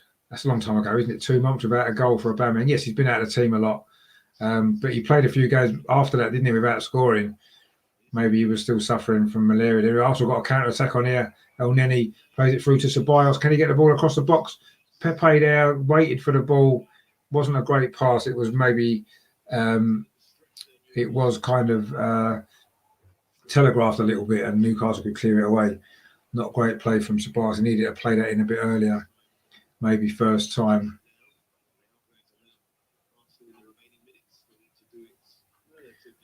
But there's three and a half minutes to play, plus stoppage time, and it is 2-0 to Arsenal. I say it's been a good performance. It's been decent. And again, once again, you see Arsenal 1 away from home, played well. 2, a game with no pressure, and we've played well. Arteta took a really good touch in the dugout when the ball came to him, just to cushion it into the arms of the Newcastle player. Won't take the throw. That was quite a nice little touch there from him. Arteta, of course, he was a good player in his day, wasn't he, Arteta? Not that long ago, actually, he was a player. Did well at Everton, of course, and he was okay for Arsenal, wasn't he? He was a good player. But Newcastle now ending this game on the attack with Longstaff. Finds Joe Linton, holds it up well, actually, finds Longstaff again. Arsenal got pretty much everyone behind the ball. In fact, they have got everyone behind the ball.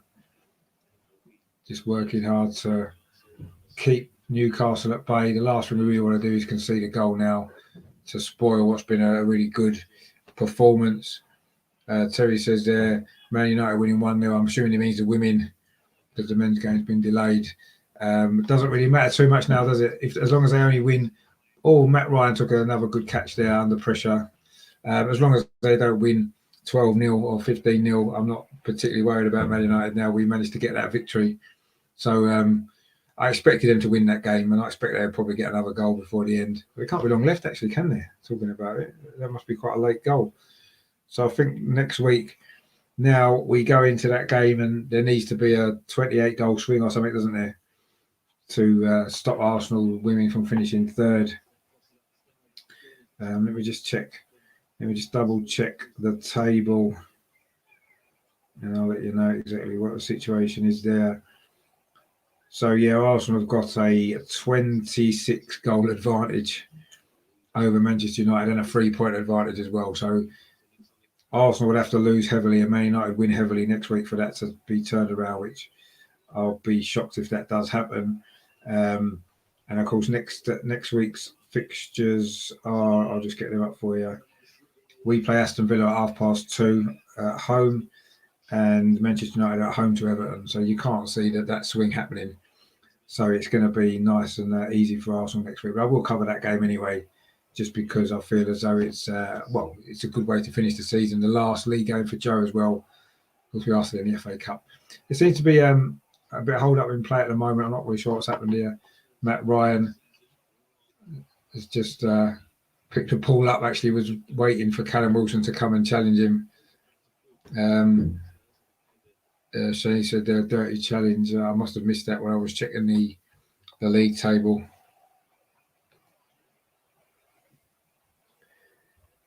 Mark C says that's great. One of our best players novel. I don't know if I'm maybe a little bit behind. I don't know if I've seen that yet. Actually, that might be coming up in a minute. I might be just a little bit behind. Willian now plays the ball out to the far side to Bellerin. That's a good ball. Bellerin just holds a play up, sensible that. We don't need to get another goal, of course. We just need to see this game out. Good bit of game management will probably be Thomas Partey there. Plays the ball in to Martinelli. Oh, that must have been the challenge there from Fernandes. I think he's already been booked. It's a red card. Red card. Newcastle going to finish this game with 10 minutes. A straight red card, actually. Challenge from behind from Fernandes on Martinelli. That must have been what everybody's talking about there in the chat. And Martinelli doesn't look good, actually, for Martinelli. I was just saying how we got through this game with just a David Luiz injury. The Arsenal players are looking very angry towards Newcastle there. Oh, that was a terrible challenge, actually. Through the back of him.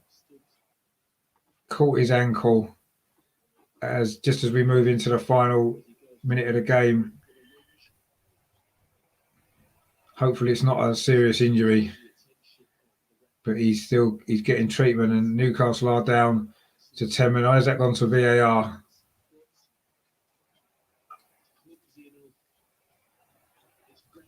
But there's some worried looks on some of the Arsenal players' faces there as Martinelli's on the floor with the physio getting treatment. I think it's going to go to VAR. Fernandes is looking distraught himself, actually. Oh, it's Shah, actually. Is it Shah that's got the red card who's just come on?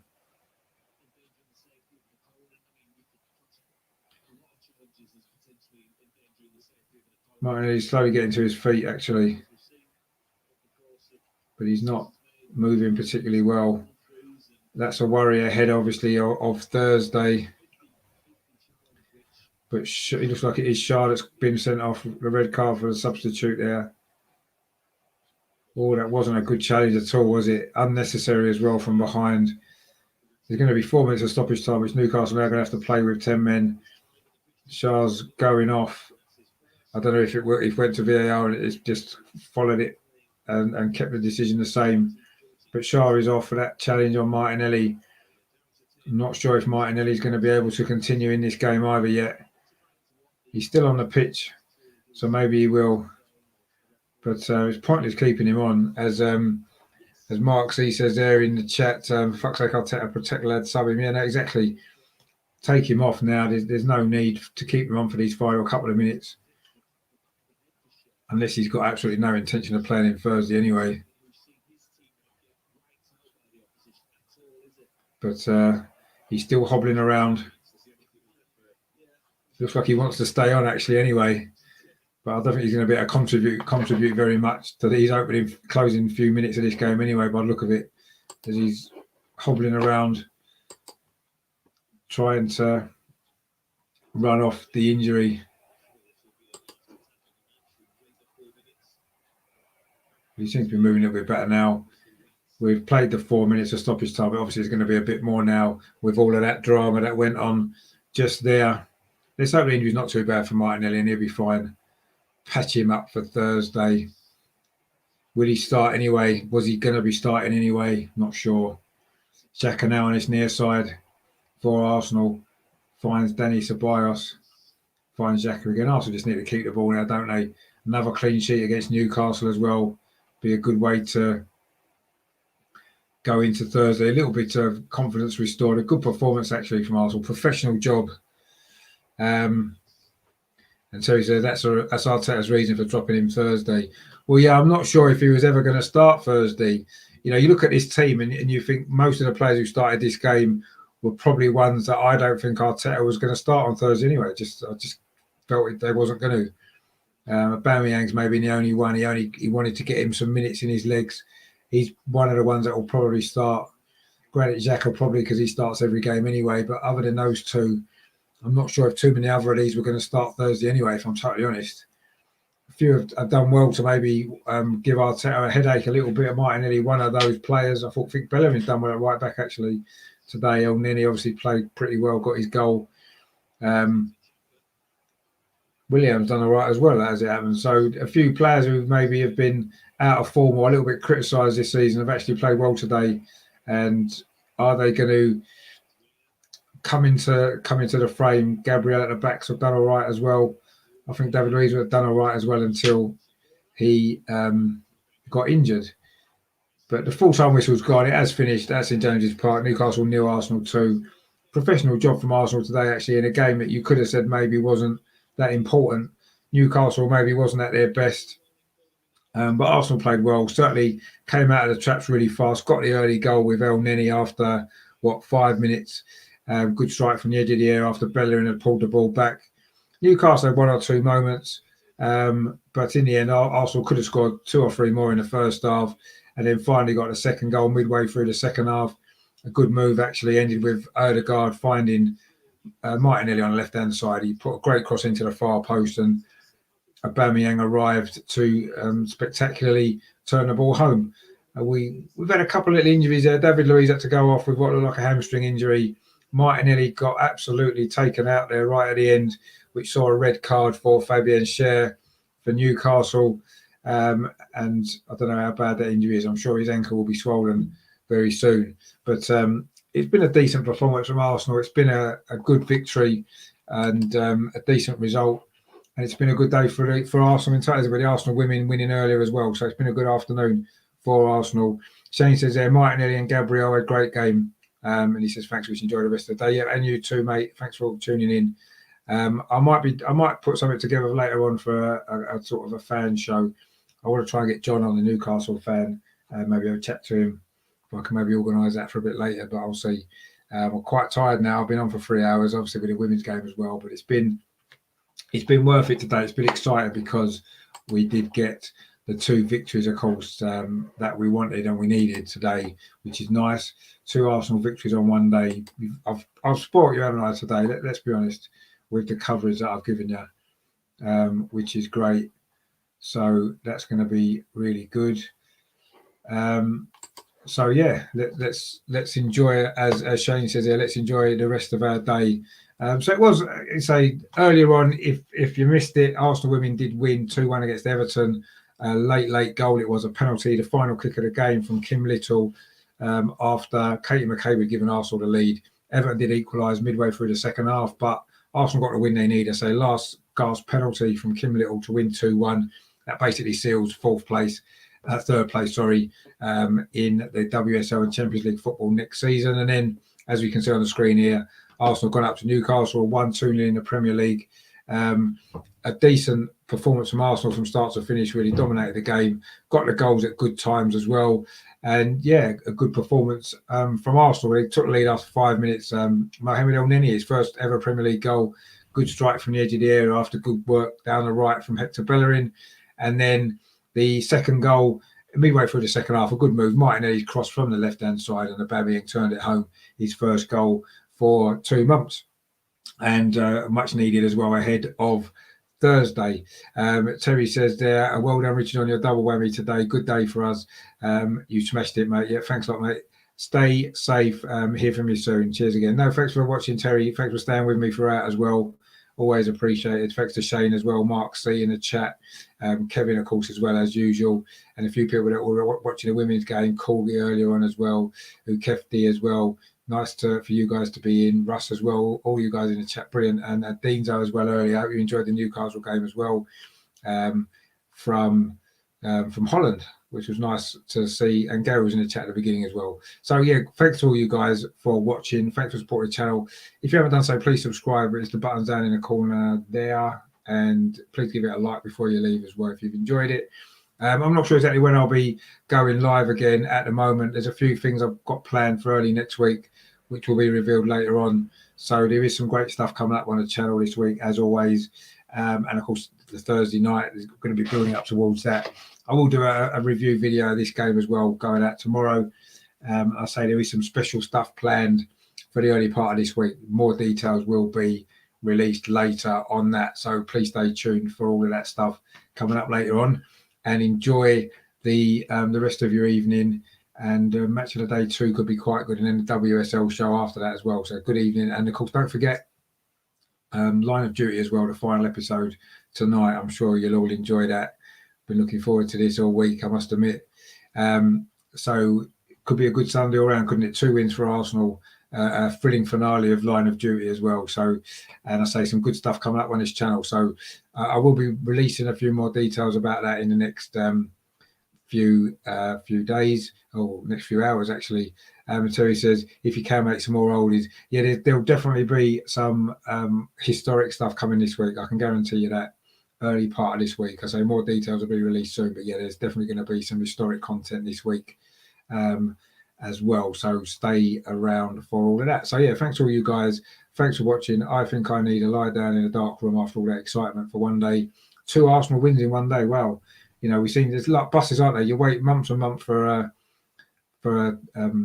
win to come along, and then you get 2 in one day, which is great. And I did enjoy that, and it was good, and I hope you enjoyed watching it as well. So I say stay tuned to the channel, because there is going to be some great stuff coming up, and I say some historic content as well, and a look back on this game coming up tomorrow, and also a look ahead to the big game on Thursday.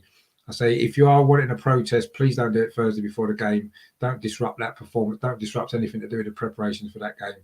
Do it at the weekend, next weekend instead. That would be much appreciated.